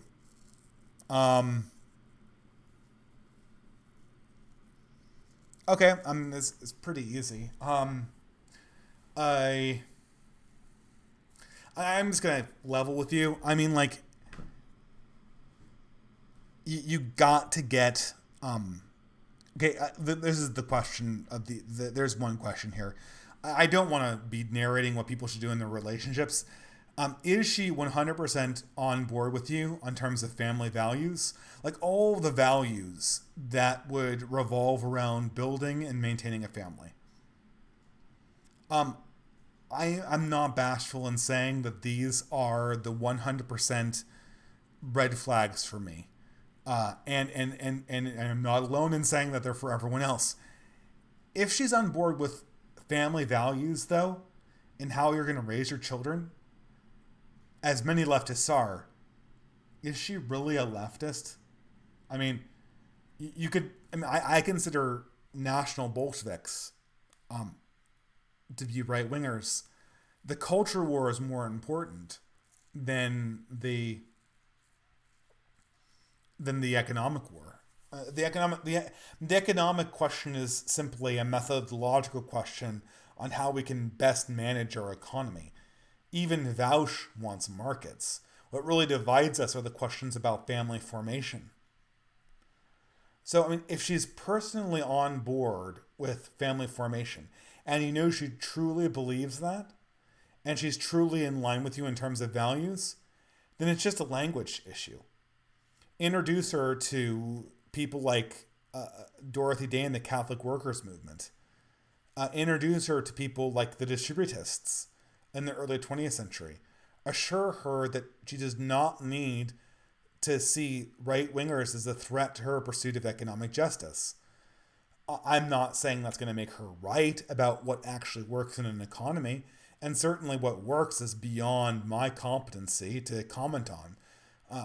Perhaps Academic Agent, if you want to go for a YouTuber, is more accomplished on this subject, but certainly I'm not.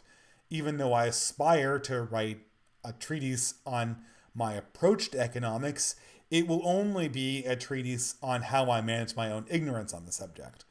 But if she's an economic leftist, and I would just ignore it. You know, my wife is a normicon, but we're 100% on board with the values, and it never comes up. It comes up basically as spousal teasing, right? And since she has the ultimate trump card of you decided to move us to California to completely own me on any one of these like not really very serious debates, you know, it's it's a lot less serious that we have that her approach to politics is not mine, right? But if she's a social progressive, I mean, you know the person better than me. I would really advise being aligned on values. Okay, if she's a libertarian, like I have my own Catholicism, which I adhere to. I've seen this work. I've seen devout Catholics where the woman has a libertarian attitude outside the home, but she's 100% devout in Catholicism. I mean, that I've seen work, but I'd really make sure that the values are aligned. And I guess the reason why the social side keeps on coming up for me is that it belies that there could be not ideological disagreements, value-based disagreements.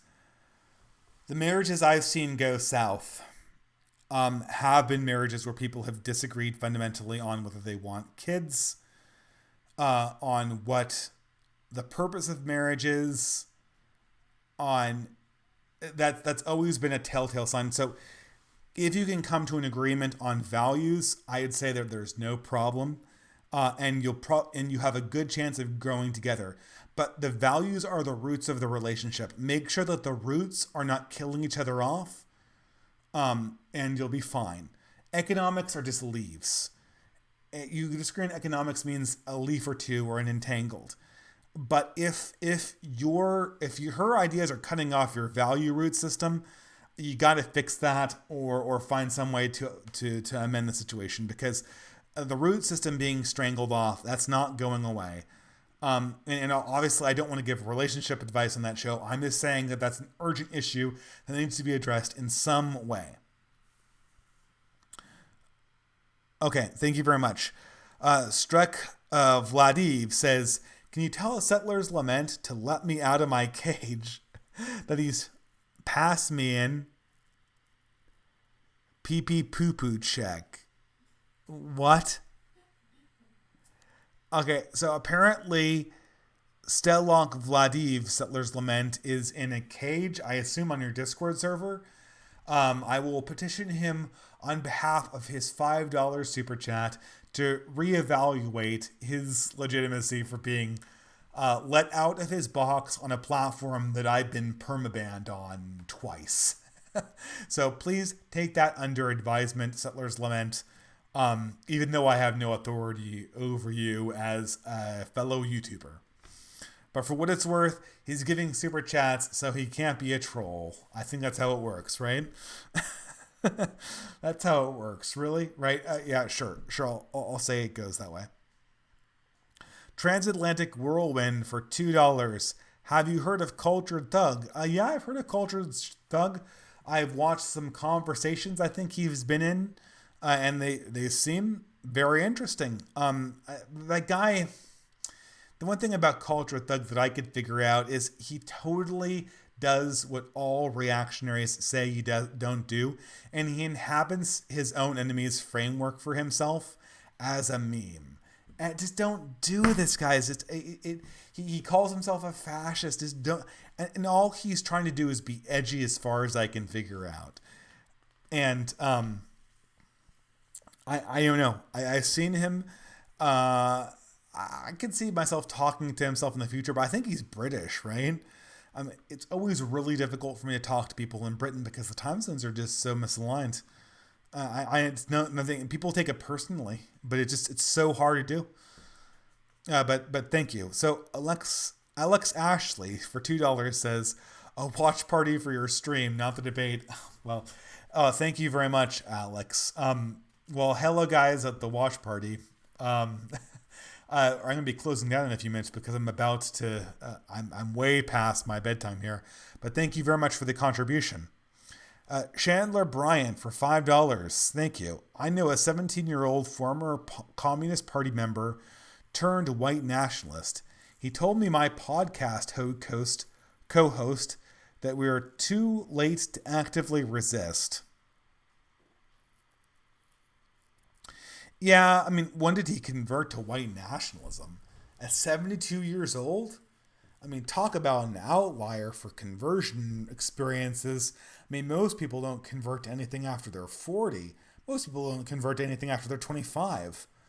I mean, I guess the most unusual conversion I made, I converted just around when I was in that 20s, like 25, 26 period in my life. You know, that sweet spot for when you realize that you're an adult.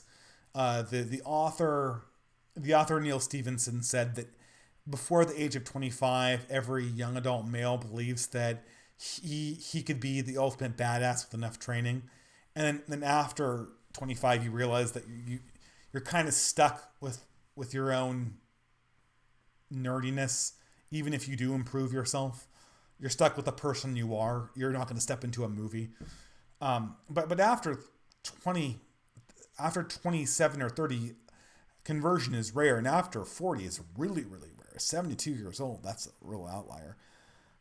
Yeah, okay. I'll take take what former Bolsheviks say with a grain of salt. Whittaker Chambers famously said that resisting the Bolsheviks in Russia was joining the losing side, and obviously the Bolshevik force was not invincible. Maybe their allies in America are, but I don't know. Former communists, I learned to take their doom and gloom with a little grain of salt. Mainly because of Whittaker Chambers' doom and gloom when he was essentially on the winning side opposing the out and out Bolsheviks. We'll say that, okay? Chandler Bryant for another $2. The subversion stage is over. The overthrow stage has commenced. Yeah, I would say that the subversion stage is over. But I think the communists or the wokies, they've bought for themselves not a manageable machine that they can kick the brain out of and rule.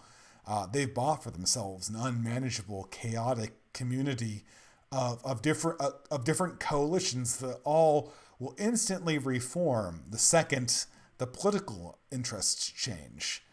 I don't think that the Bolsheviks can master the coalition of the woke because it's not really a coalition. The only thing keeping it alive, as Mencius Moldbug has noticed, is the fear of the mythological, all-powerful right-winger. And that myth is growing more stale and more stale by the day. So I just really doubt, I really doubt the far left's ability to rule the cathedral for any extended period of time, unopposed.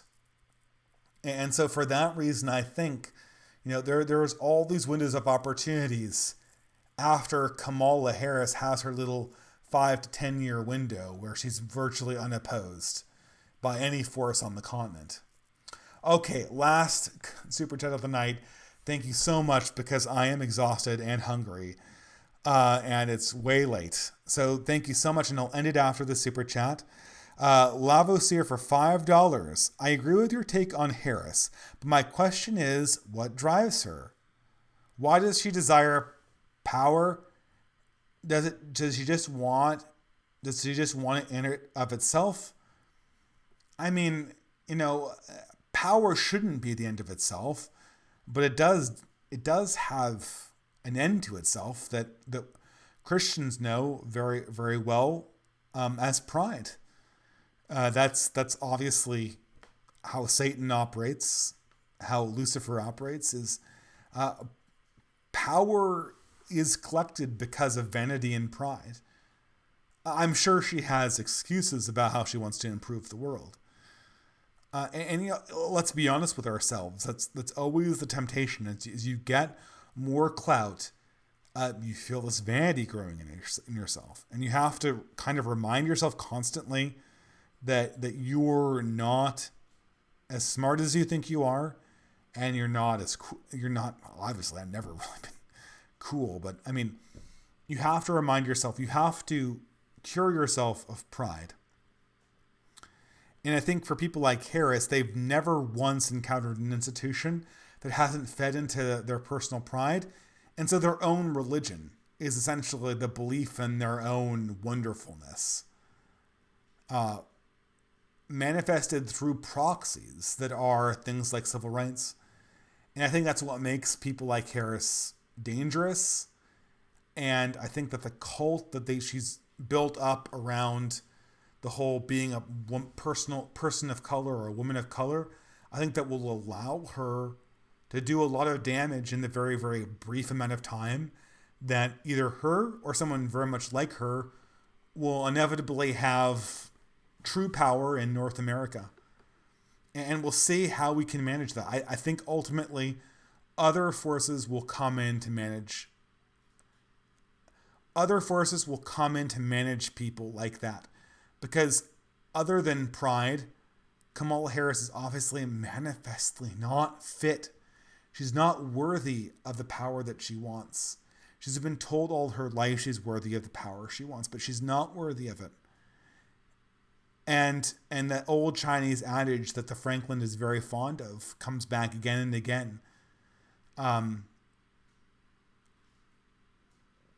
don't know if becoming worthy of power doesn't give you power, but in some sense, becoming unworthy of power loses it over a long enough time frame. And whether it's China or some other faction that emerges from North America, something will come in to manage that. That's not as strong as the white pills. Certainly not as strong as the Augustinian white pill, but perhaps that's the last white pill that I can leave you with tonight. So with that, I will bid you guys good night, God bless, and have a wonderful rest of the week.